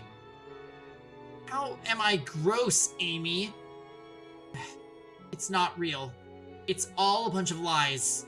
This entire house is nothing but a fraud. None of it was ever real. Family gatherings, Amy smiles. Didier's kindness. George? What about George? Did he agree to the marriage knowing about them? What the hell are they thinking? You want to know who's really disgusting? God damn it! I will not cry. I will not cry. I can't let myself. Girls cry. Tears are for girls, not for me. I bit down hard on my lip, wrapped myself in my sheets, and pressed my hands hard over my ears, squeezed my eyes shut as tight as I could manage, tried to get away from the things I had seen. Images of them embracing in the night threatened to float back to the surface, but I shook my head, casting them off. So they were being intimate. Praying I wouldn't have any nightmares, I drifted off to sleep.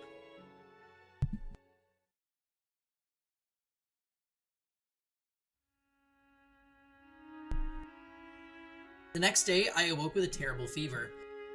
I hovered in a sweltering wave of heat, unable to tell dream and reality apart, listening to a seemingly endless stream of crackling noises.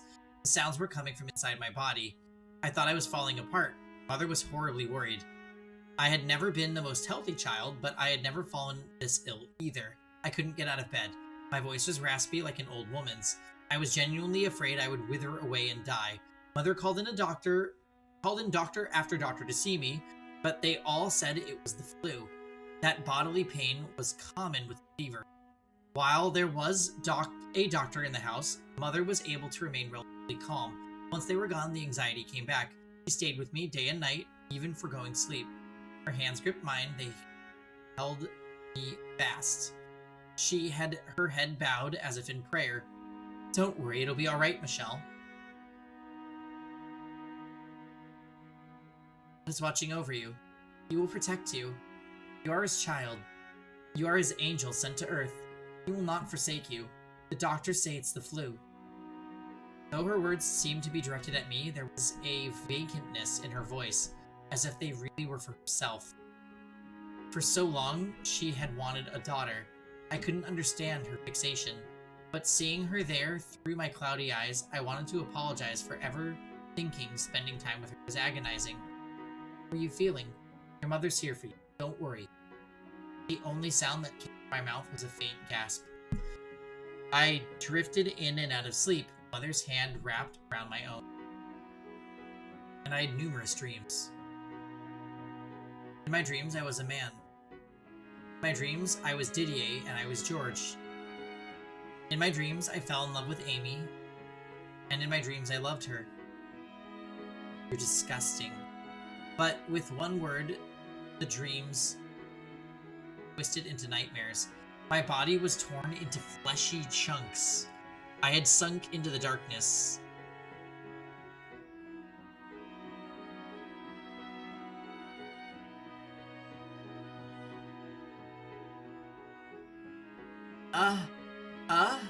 Several days later, my fever was gone, like it had never been there.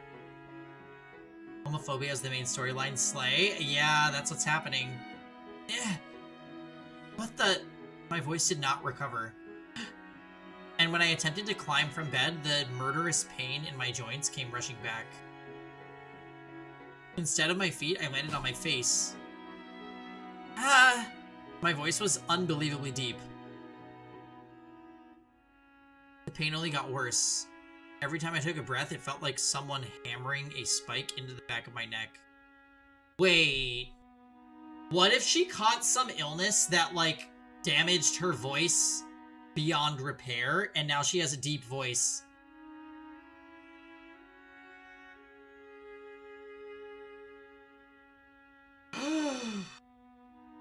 That's why... Oh my god. That's why the mom thinks she's cursed.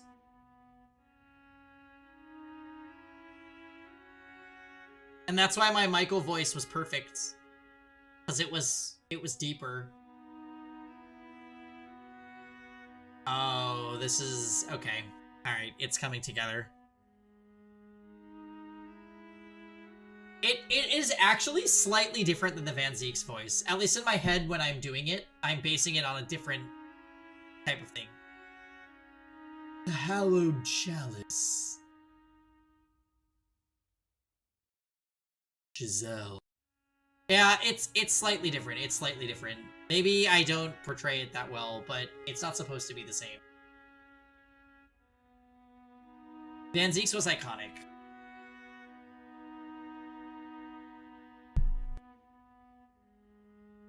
It felt like my body was falling apart, like my dreams were becoming reality.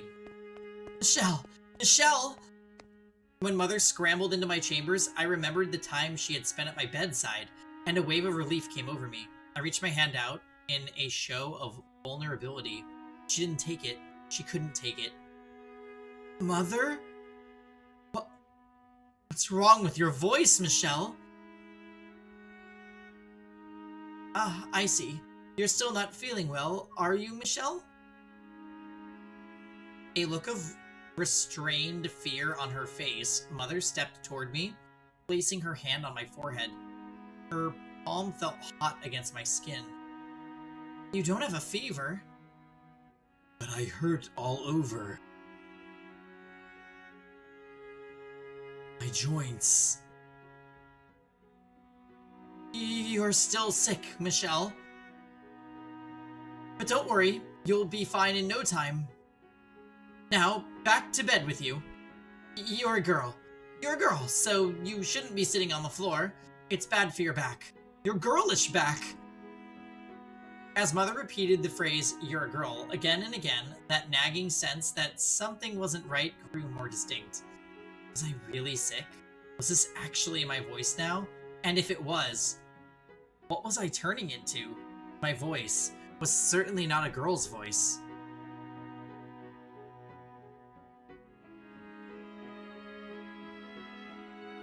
My voice never went back to normal, though, so Mother ordered me to remain in my room. I hadn't recovered yet, and so long as I was sick, I couldn't be let out. Again, something felt wrong about her calling it a sickness, but I had no evidence to the contrary. I had no way to know I wouldn't get others sick if I exposed them, as she claimed, so I had no choice but to do as she said. In time, Mother too stopped visiting me, and the only people I saw were servants.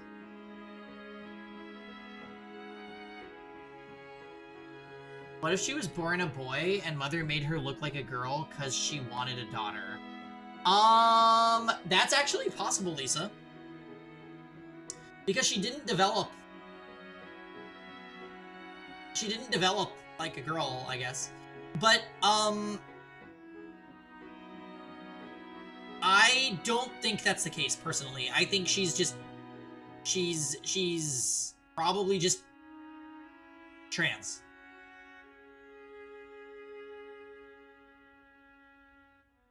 Sanos thinks it's puberty.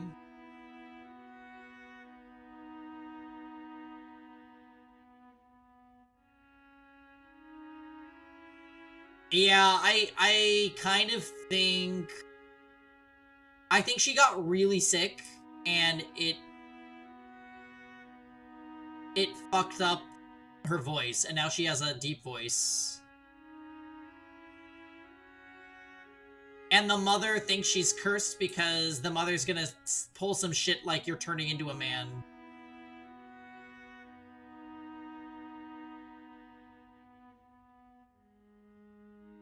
The mother kept repeating, you're a girl. Yeah. Yeah, fair enough, Lisa. We'll see. Hey, Grant. What's up, Grant? Opening this. Oh, that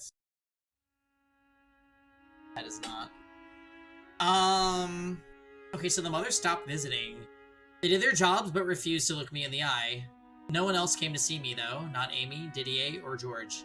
1 month passed, then 2, then 3. Occasionally, the pain in my joints would withdraw. At other times, it would worsen. Whenever I would drift off to sleep, I would hear the sound of my own joints creaking.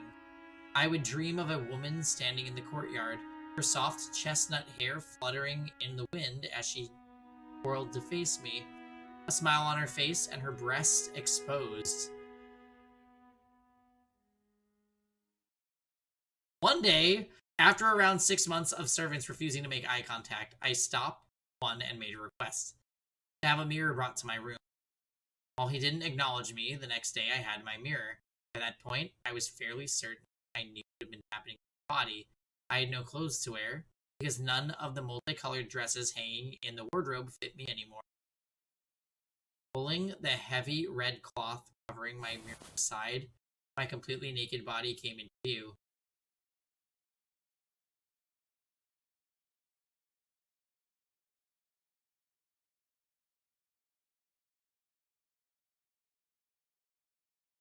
Something resembling a mix of chuckle and a sigh of pity spilled from my lips. Okay, is she gonna have breasts, or does she have the body of a man?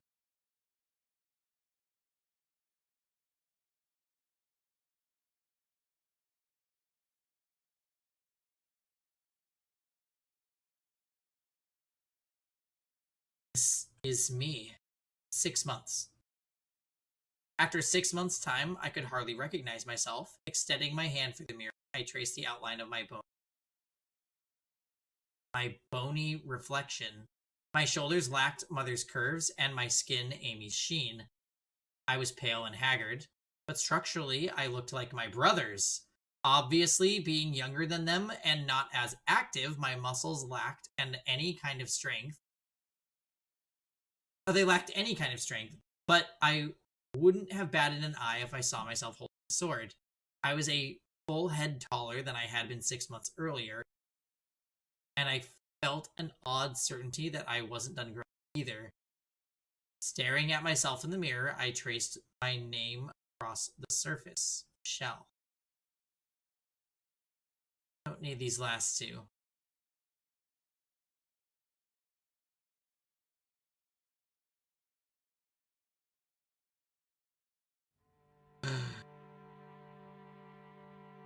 What the hell?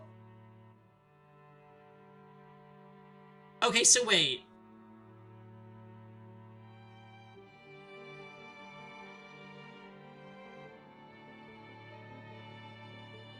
Six months.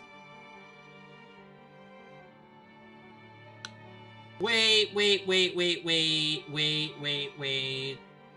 Okay, so it could be like Lisa said. She was in fact born a man, and they were just pretending she was a girl. But if that was the case, then why every time she was reconstructed by the witch did she appear as the white-haired girl? That doesn't make any sense.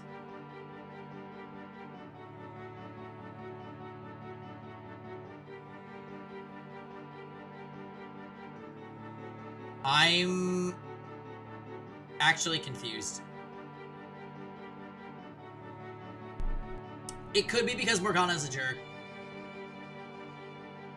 For the first time in my life, I liked my name. I still didn't think an angel's name suited me one bit, but it was staggering how different it felt now, even if it sounded exactly the same. Those last two letters changed the meaning entirely, turning it from a girl's name to a boy's name. Now this makes sense.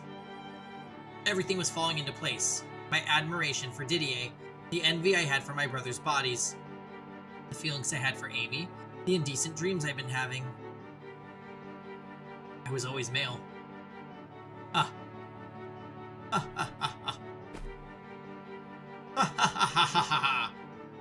cackled like a fool for the first time in my life. I laughed so hard at the sight of myself, my stomach hurt. It was the first glimmer of light I had seen in this locked room for far too long. This was what it was supposed to look like. Okay. Did they say that the mother was supposed to be crazy? I'm pretty sure they did.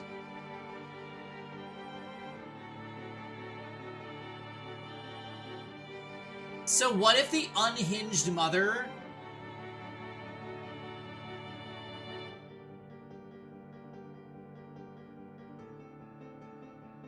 What if the unhinged mother was just pretending that their third son was a daughter?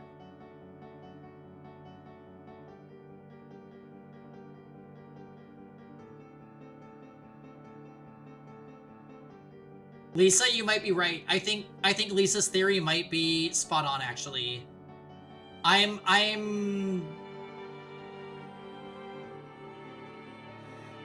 428. Bitch. Yeah, Lisa, I think you're onto something. I really don't have a real explanation for this. This is, like, very confusing. But it would explain why 14 years old, she didn't have breasts because she was a boy.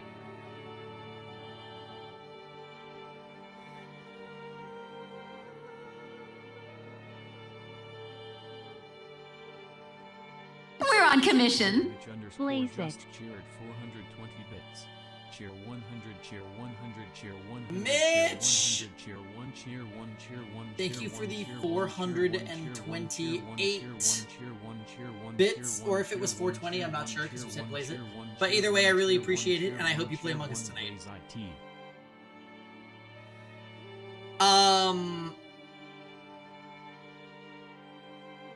Wow. Wow, wow, wow, wow, wow.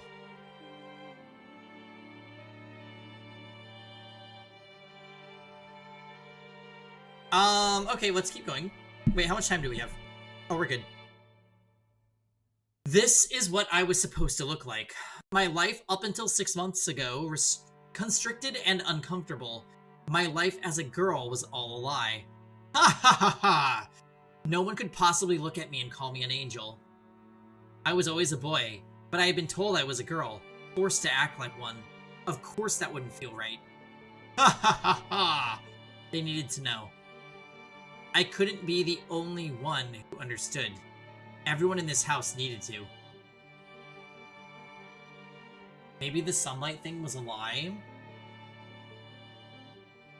So that no one would see them, you think? Fueled by this one desire, I wrapped a sheet over my shoulders and threw open my door. It seemed ridiculous how long I had followed Mother's instructions and remained cooped up in my We're on room. commission. This is on sale today. Cheer 1, cheer 1, cheer 1, cheer 1, cheer 1, cheer 1, cheer 1, cheer 1, cheer 1, cheer 1, cheer 1, cheer 1, cheer 1, cheer 1, cheer 1, cheer 1, cheer 1, cheer 1, How cheer many 1, bits is cheer that? 1, cheer Thank you for the 1, bits, cheer Mitch. 1, cheer 1, cheer 1, cheer 1. Here is T. 80?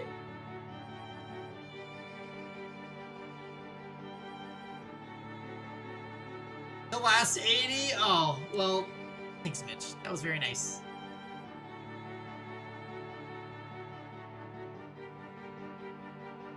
So wait a minute. Okay, this is super interesting. And now I felt fantastic. If there were truly... If there truly was a God in heaven, then this change within me was his answer to my prayers. A manservant carrying a tray of food did a double take as I passed him. Wait, what is going on here? Mitch is gifting to Moonster Inc? And Kinetic. Aw, Kinetic, if you're there. Thank you, Mitch. We are playing a truly strange visual novel, and shit is getting real. Yeah, indeed. C'est magnifique. Mega, Misty, and Mitsuru supporting the homies. Well, I appreciate your support immensely. Thank you, sir.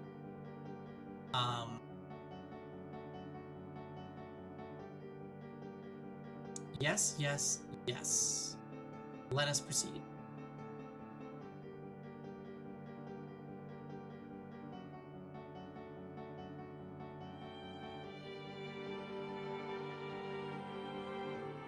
What is this? Is that a mouse, Ifrit? What? Let's use pasta emotes. I like to pasta emote when I'm in pasta's chat.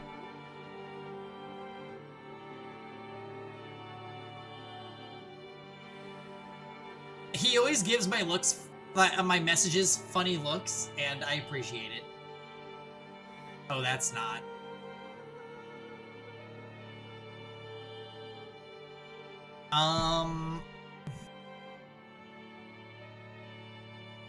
The farther I proceeded through the corridors, the more eyes I felt on me. The midday sun shone obnoxiously bright through the windows. But now, with its piercing radiation illuminating my proper self, I felt an odd affection for the light. I could hear the family gathered in the great hall, everyone but me. Didier's voice complained about the simple meals the church provided, but his pride came through in his laughter. George's voice playfully bragged about life at the royal court. Father's voice informed everyone his investments had borne fruit, and with the money, he had purchased several new estates. Metaphor Refantasio? Yeah, that game's gonna be awesome. I'm excited for that one for sure. We have a couple months till it comes out though. Did I show you, Ifrit? I picked up this game.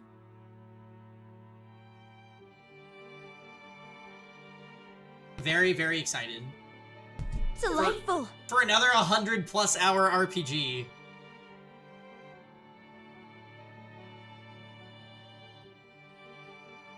Mother's voice was distinctly less bright than the rest of the families. She gave vague, empty indications she was listening, though mostly stayed out of the conversation. What's the name of the RPG? That is Shin Megami Tensei 5 Vengeance, which came out this year. And it looks incredible. After Cold Steel 3? Cold Steel 3 might be after Ayuden Chronicle, actually. Speaking of, I finally finished XBC 3 and started the DLC while you were in Canada. Nice! I need to get Xenoblade going. I have Xenoblade Chronicles 3, but I think I'm committing to I want to play 1 and 2 first. Yeah. Cold Steel 3 is definitely on the docket. I wanted to play by the end of 2024, so... My friend told me about the most recent team. Story writing is so cooked. Uh-oh. I'd play the first 2, yeah. I actually think you convinced me to play the first 2 at first. You liked it? I have a feeling I won't have a problem when I eventually get there. Oh, the most recent one that's JP only? So wait, Daybreak 2, is that the one? I've been on a FF10 replay kick along with Ring Fit Adventure. Let's fucking go, Ring Fit Adventure Dots. Nice, how's that going? Kuro 2. Oh, Kuro 2. Is that Daybreak 2?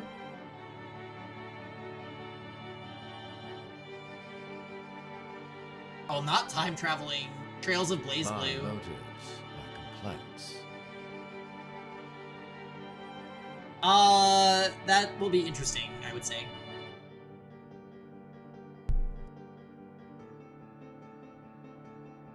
Haruhi Endless 8. Uh-oh. I don't know what that is. I do have to pee. I'll be right back, guys.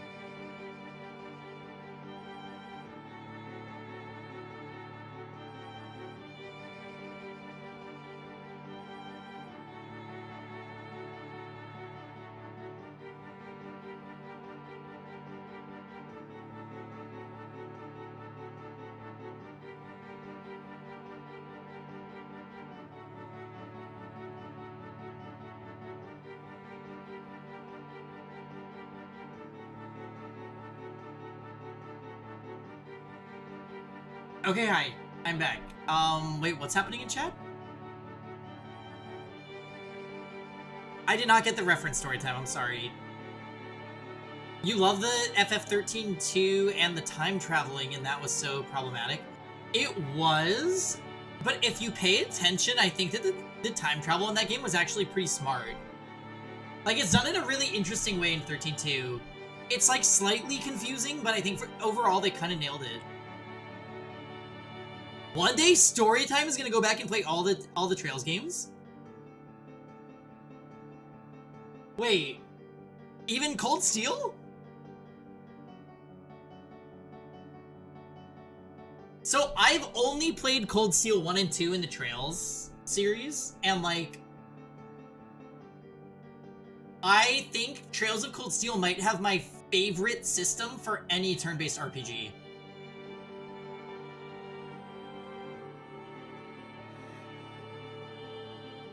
So if the other games have a similar or same system, that could be good. But Trails of Cold Steel's battle system is like chef's kiss for me.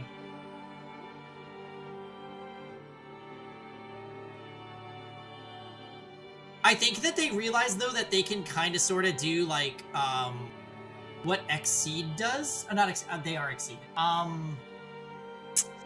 Who are the Atelier people? I'm like blanking right now.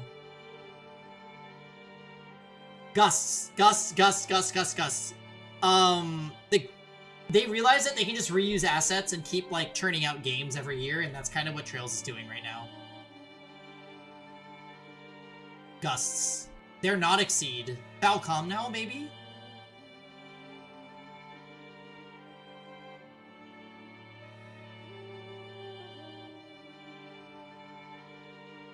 Pokemon? Diamond? Diamond, you're confusing me. Stop it. You stop that right now. Can I finally open? Exceed was the localization studio? Alright, sorry. I don't know. Reverie and Kuro 1 are actually good. I'm so sorry! I was watching a video about RPGs, and apparently I'm supposed to try one of the Atelier games. Like, one of the recent Atelier games is supposedly really good. But I don't know which one it was. I already forgot. So Atelier Riza was not the one. It was a different one. Sophie, maybe? The Sophie series?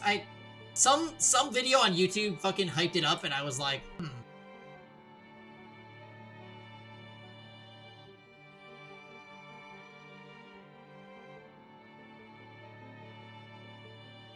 You uninstalled when you saw your party members were AI controlled? Oh. You're not down with the P3 FES experience? Honestly, P3 FES was so charming because of that.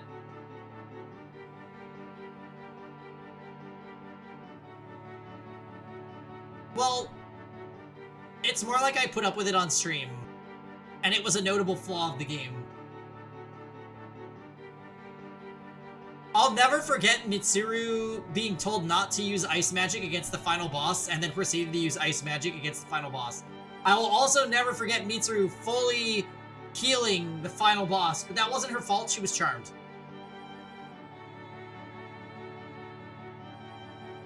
This ends now! Yeah, and by this ends now, this will end in 45 minutes because I just healed the...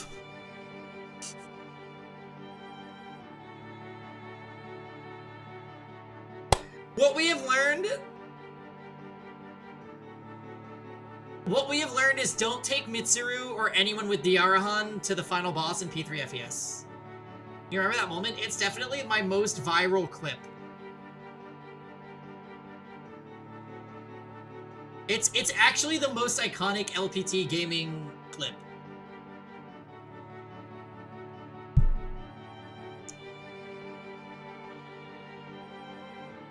The question is, Storytime, were you awake when it happened? Because we were streaming the final boss of P3 FES at like 11 p.m. my time, and I just wanted to beat the game that night.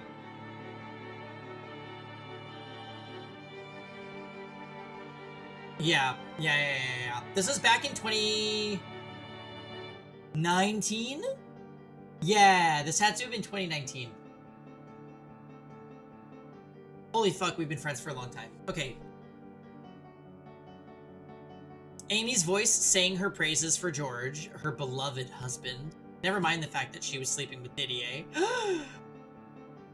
It was all a facade, a mere shadow of a family. It's a shame Michelle couldn't be here. Then we would have everyone. I was there. I was right there.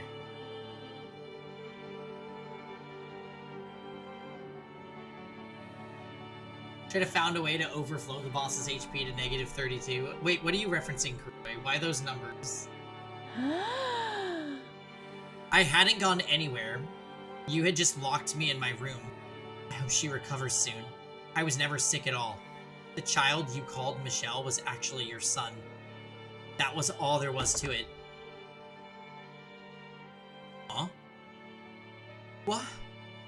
Everyone's gaze concentrated on me. I gave them all a quick glance, and then, with my deepened voice, I said, I'm cured. I was cured 6 months ago.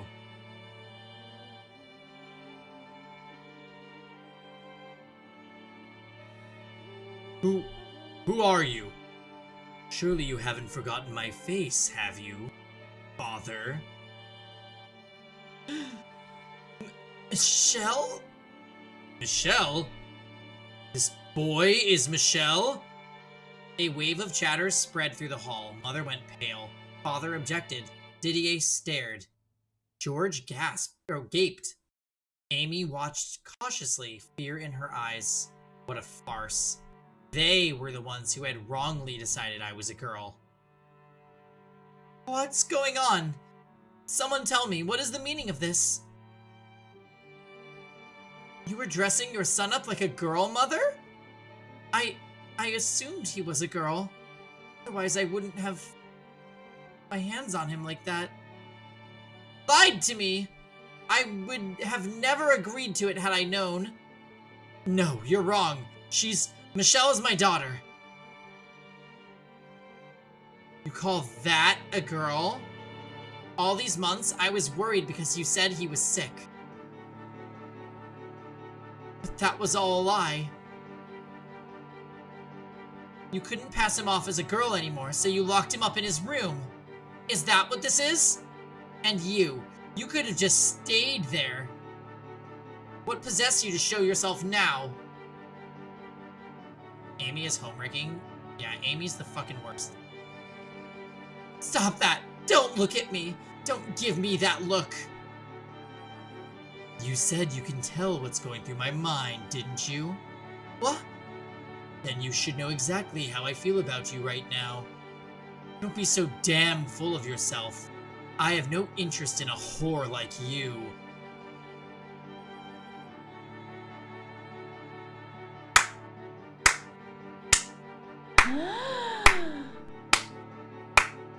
I'd say sorry, but I'm not. That's right!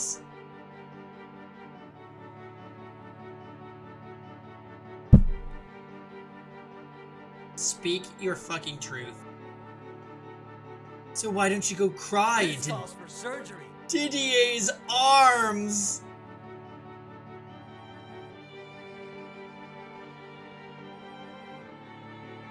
Now she's spilling the tea. He's spilling the tea. Go, go, go! Now she's playing Stadium 2. Alright, this interaction is kind of everything. You! What? What? Huh? What are you talking about? Why Didier? Why not me? What? Hey, anyone want to explain that for me? What had once been a nice family meal was now utter chaos. For the briefest moment, I felt sorry for George, but that whisked away almost immediately. There was a crash from the table, and dishes fell, shattering against the floor. Cursed. A chilling darkness oozed from her voice. She's cursed. She was my daughter. I saw it with my own eyes. I gave birth to her. She was a girl. Michelle was a girl. A malevolent curse has been placed on her. When Mother lifted her head, I had difficulty believing that she was the same woman who had sat by my bedside as I lay sick, sacrificing sleep to care for me. Her hair was a frazzled mess, and deep creases covered her face. Restrain her. Throw her in her room and lock the door. She's a girl. A girl. She was a girl. I swear it.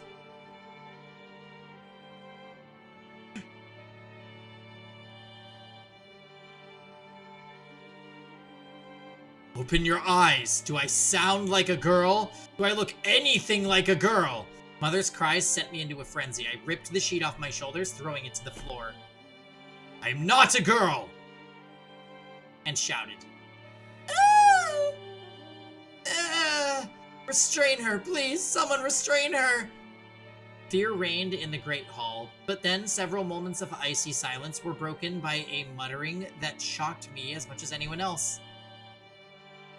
Not a boy or a girl. What on earth are you?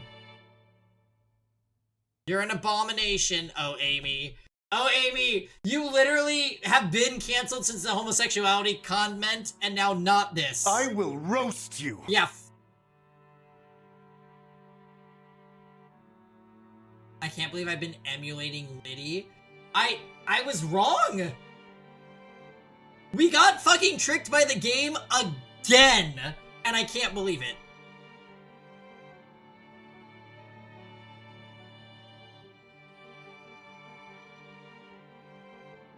First, we were sure that Michael was in fact a girl. But in all actuality, they were a boy. Then the mom was gaslighting everyone into thinking they were a girl, and then she hit puberty. It's like so... This game is literally unpredictable.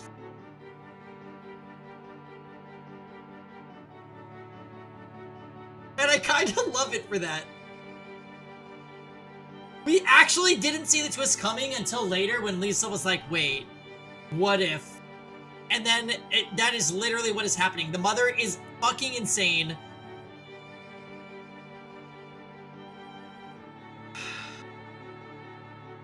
Man, this is why we love Fata Morgana. It's literally moments like this.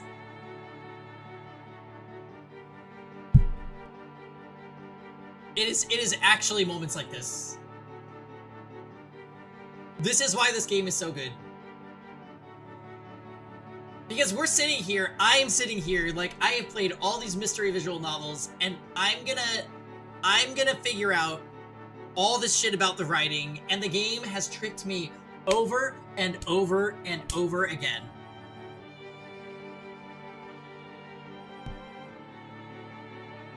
Yeah, Lisa's been sharpening her mind on those other VNs.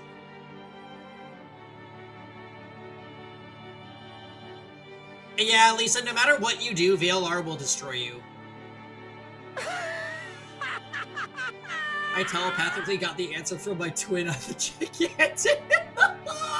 Lisa! Alright.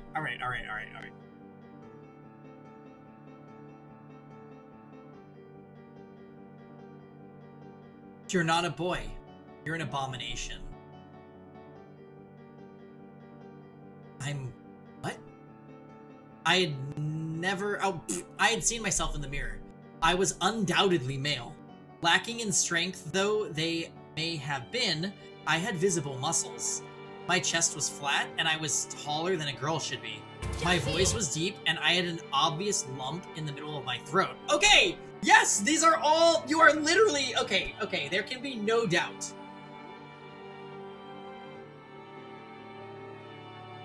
So wait. Okay, wait, this actually leads us to something else. The sunlight thing.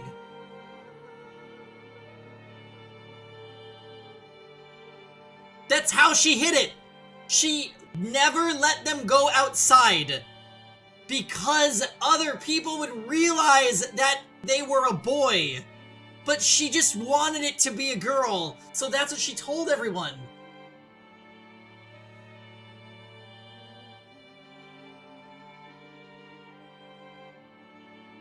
The mother actually did everything. The mother ruined this person's life.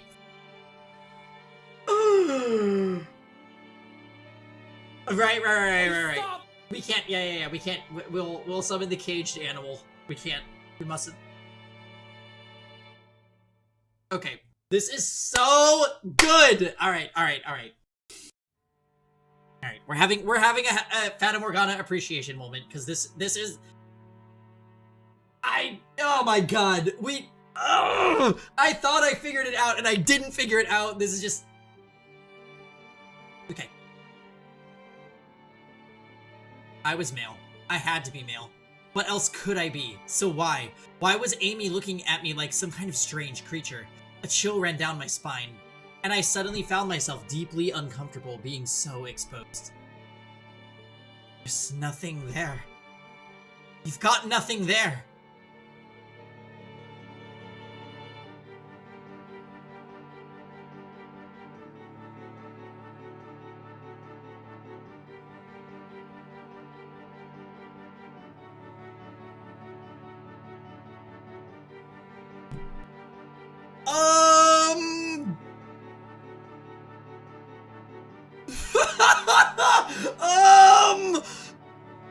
Wait, are we going there?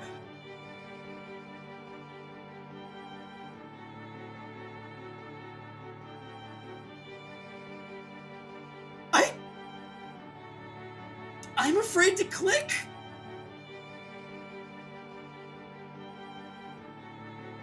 We should advance.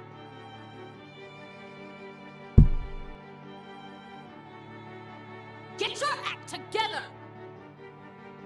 I didn't understand what she was talking about. Unable to press further, I fell silent, at which point several servants burst into the Great Hall and restrained me. Wait, we're switching the backlight to what? Purple. Okay. Okay, we're going purple. We're going purple. I'm not panicking, you're panicking. Okay.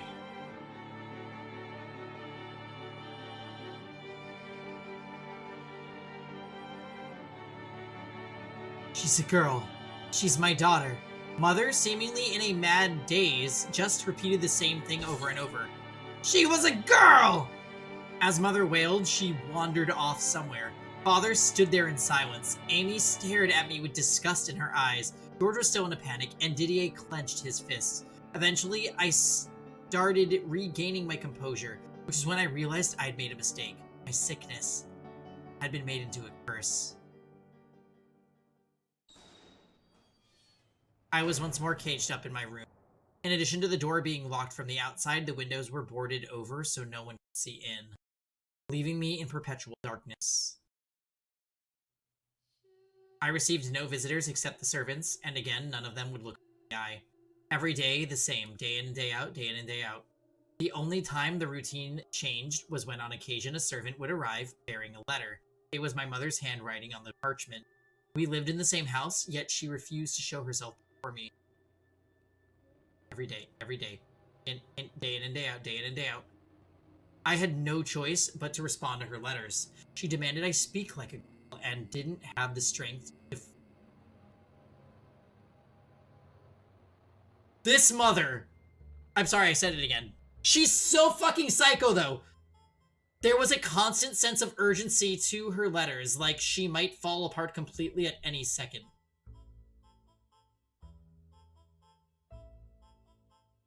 So I did as she said. Music. I signed each letter Michelle, the female name she bestowed upon me at birth, which I so despised.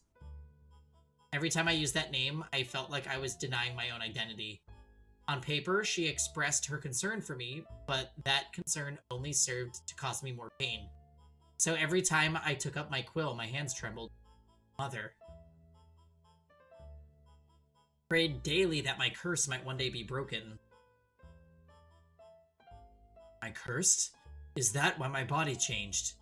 Was it not because I was male? Oh my...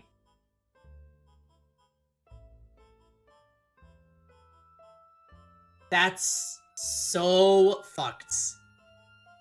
Okay, Michelle's entire...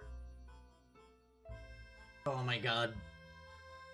Who's the worst person in this game? Is it Amy or the mother? Or someone else? What if the witch did something? I really don't think... Oh yeah, the witch has to exist, right? Because there's no way... Yeah, the witch definitely exists. I don't know. I honestly don't know. Antonin, also the worst.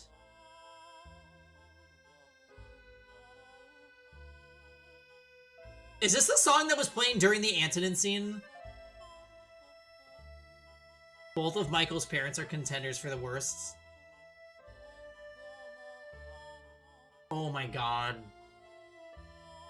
Alright. God damn, this was a good door. Oh my god. There's nothing here. What did she mean by that? Why did she look at me the way she did? How am I an abomination? I don't understand. Someone. Anyone. Please tell me. Someone, please!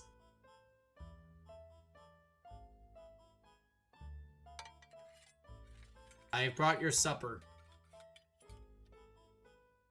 I'll be back shortly to retrieve your dishes. Where are we going then? Wait. What? Wait a minute. Yes? What do you need, Michelle? Are you a man or a woman? Pardon? Which are you? I am exactly what I appear to be. Which are you? I am a man. That is all. I will be going now.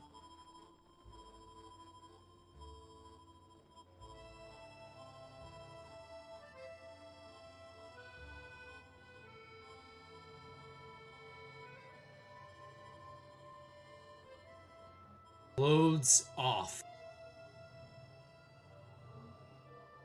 What? Take your clothes off. Right now. Everything. Even your underclothes.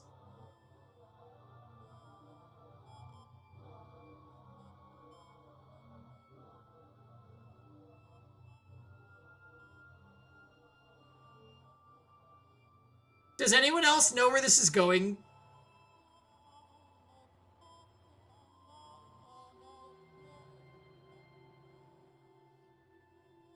No, they're not gonna fuck.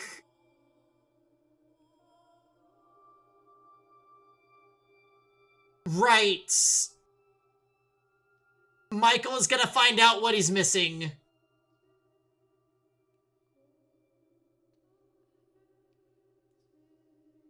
Kuroi, please. Kuroi, please. Kuroi, please. Kuroi, please. Kuroi, please. Kuroi, please. Kuroi, please. If, oh god, if that's it, that cannot be the case.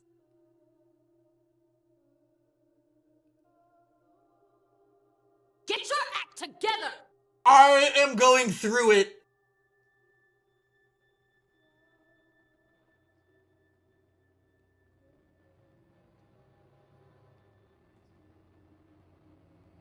What do we do?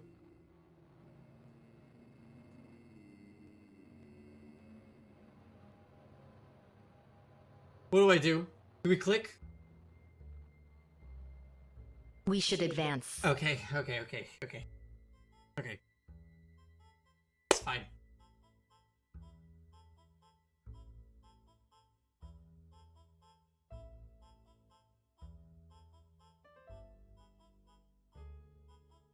How often have we said that with this game?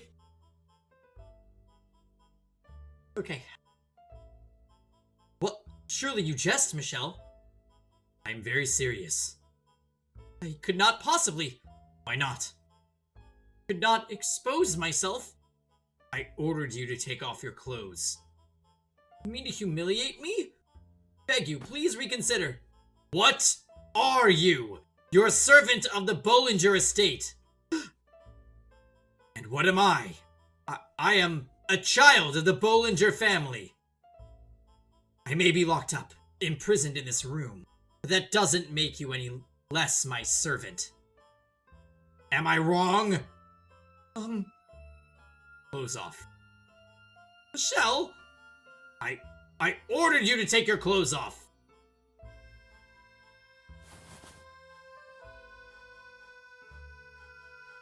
Not even the tiniest sliver of guilt arose in my conscience. I felt no shame in what I was doing. All that mattered to me was figuring out what Amy had meant. I wanted to find the truth, not knowing I would have been better off in the dark.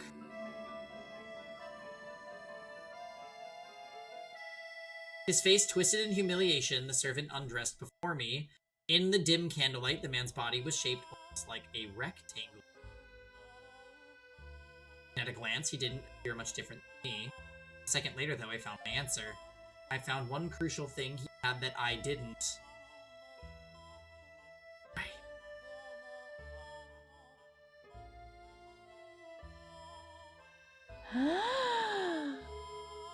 My lower body lacked that part that made a man a man. Are you satisfied, Michelle? It was then that I finally learned what a man's body was supposed to look like.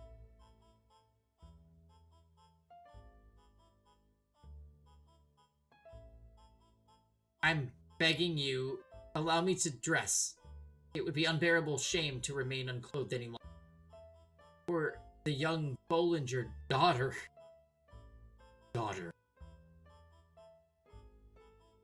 Still insist on calling me a damn girl. Yeah, we have no front tail. Look at these shoulders, my chest, listen to my voice. How can you possibly think any of that belongs to a girl? But how you appeared does not... There was a distinct look of fear in the manservant's eyes. Not out of respect for our difference in rank, but out of disgust for this incomprehensible thing standing before him. Those trembling eyes, and the reality dangling there before me, blew the lid once more off everything I had been holding back. Without that, you would be no different.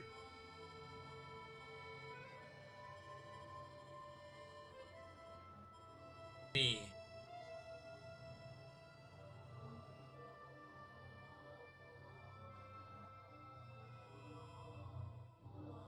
Well, everything else is all the same. So why? Why does it make such a difference? That you have one and I don't! Michelle? I am a man. I'm a man just like you. I am no one's daughter. You still insist we're not the same. Then I'll...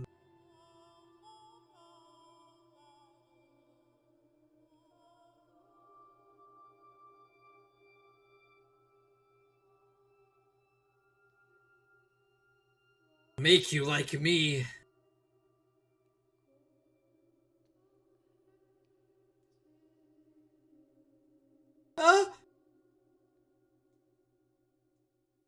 With that, you're no different than me.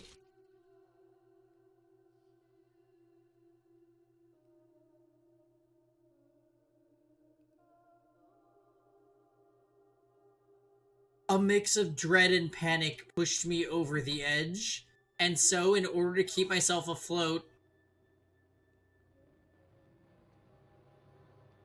Okay, yeah, I'm changing it. Kevin.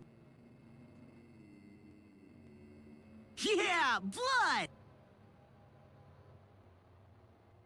I decided to bring another pain.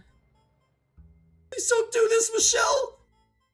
In a blind frenzy, hardly even aware of what I was doing, just riding the current of my erupting emotions, I swore! Oh!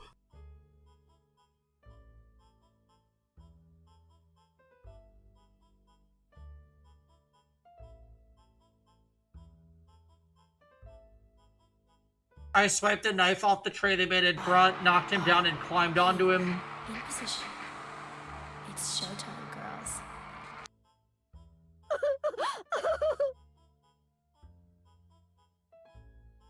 Oh!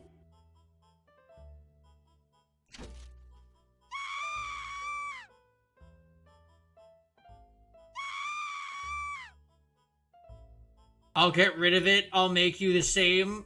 Without it, you'll be just like me. You'll pay for the dress you ruined with your life. Get off me, please! Someone help! I'll make you just like me. Get in here! Someone! Anyone! Michelle! She's delirious!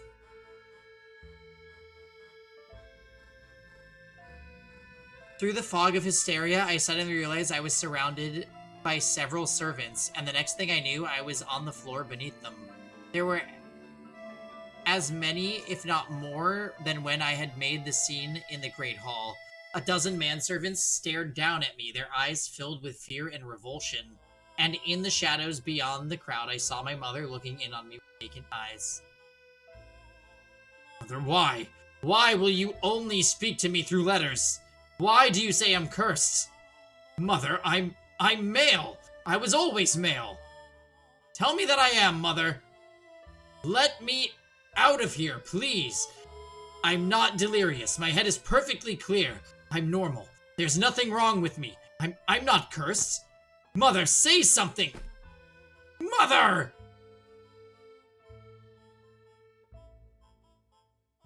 After that, I was shut in my room again, and even the servants stopped coming. I pushed and shoved, and I pulled and I pounded with all my strength, but the door and the windows didn't bulge. A day passed, and then another. With no food or water, I started fearing death was upon me. I had no idea how miserable it was to go so long without water. My throat was dry and cracked, and it felt like it was on fire, making breathing difficult. 2 days. 48 long hours. I felt like I was going to lose my mind. After just 2 days, my skin stretched tight across my bones, looking hard and dry in the soft candlelight. We don't know if she actually cut Servant Chan. I'm really, really hoping that he's fine. Water? I need water. Someone please give me water. Why won't anyone bring me any? Why? My family had abandoned me, and were leaving me to die in this room. When I realized that, I broke into uncontrollable shaking. Helplessness threatened to suffocate me. Fear of death turned to panic, which only scrambled my already confused mind further. I grabbed a chair, swinging it at the window and at the door.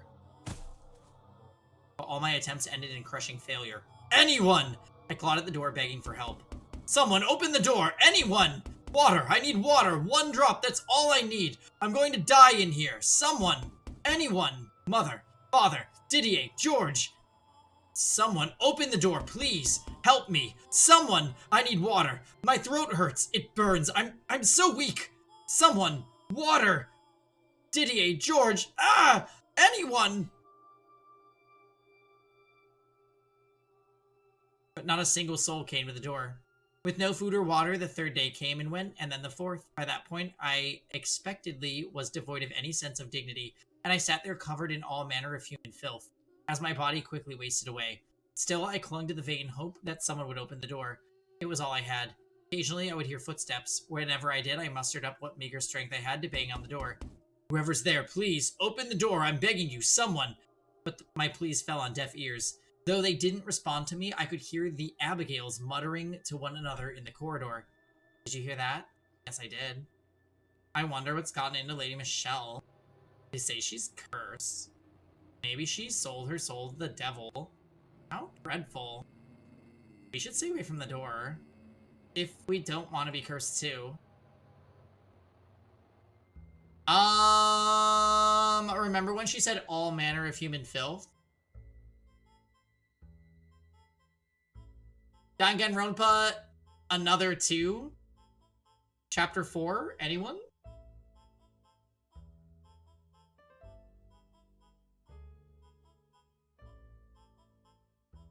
Oh, that's the one where they pooped in the books.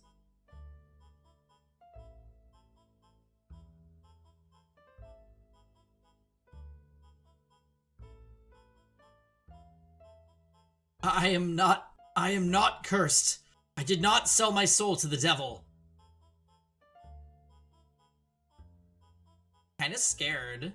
I might have to work somewhere else. Gotta make sure we stay away from the door. I do think I'm cursed. I never did anything wrong. Lady Michelle has lost her mind. She's deranged. I'm scared even thinking about her. I'm not deranged. My mind is perfectly fine. She's right crazy. She's right mad. No, I'm not. I'm perfectly normal.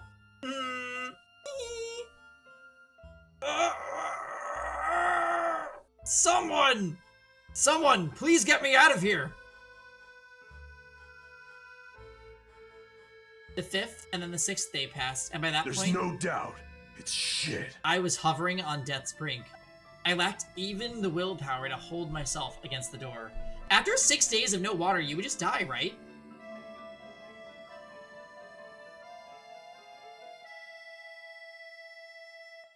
So I simply lay on the cold floor waiting for the end. I felt no sorrow, no anger, no despair, nothing. I had been sucked completely dry. I couldn't even compose a coherent thought, which is why when the door I had so yearned to open actually did. Someone stepped inside, standing over me. I was unable to process it. God, what a mess. Hey, are you still alive? Well, look at that. I was afraid you'd be dead. It was Amy's voice. Oh no.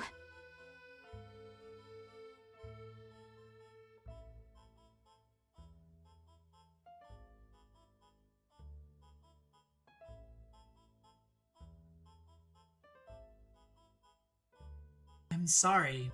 Really. I didn't mean you much harm.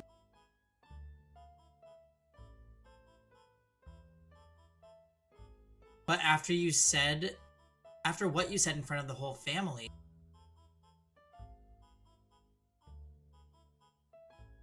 I was a little upset.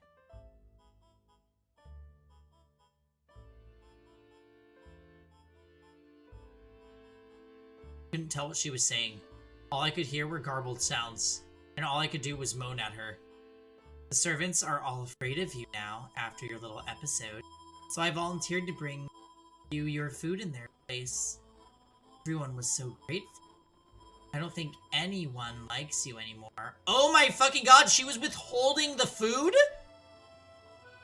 Eventually, my muddled mind managed to make sense of the thing she was holding in her hands, a tray of food. I could smell it from here. At first, I just gave your food to a stray cat. I wish you could have seen it devouring every last bit. Doctor! What I didn't know, though, was that people can die in just a few days without water. I never intended to kill you. Just didn't know. So I'm really sorry about that. Water! But you're alive. For someone so physically weak, you sure are tenacious. Isn't that nice? You have one thing you can be proud of. Water! Is that water?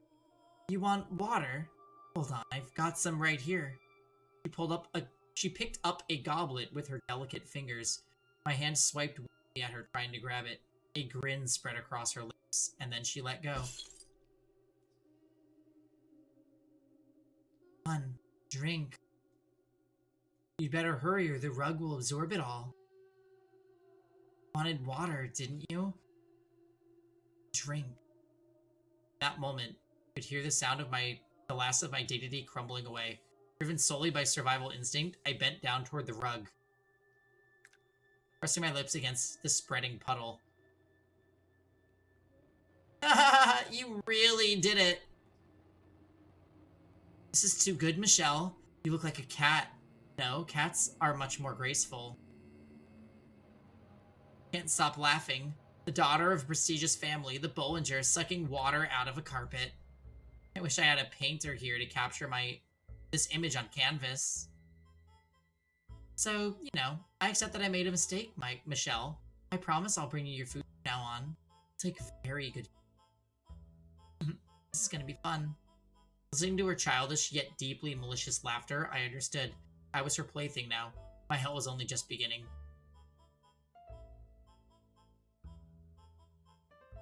Alright. We are already way behind schedule, you guys. We're supposed to be starting Among Us.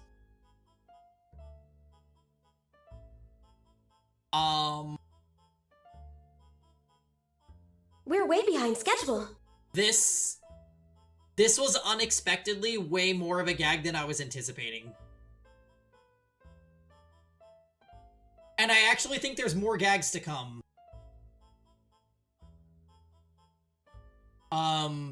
Yeah, we need to move on to Among Us, guys, so I'm gonna make a save. But holy fuck this episode. Holy actual fuck this episode.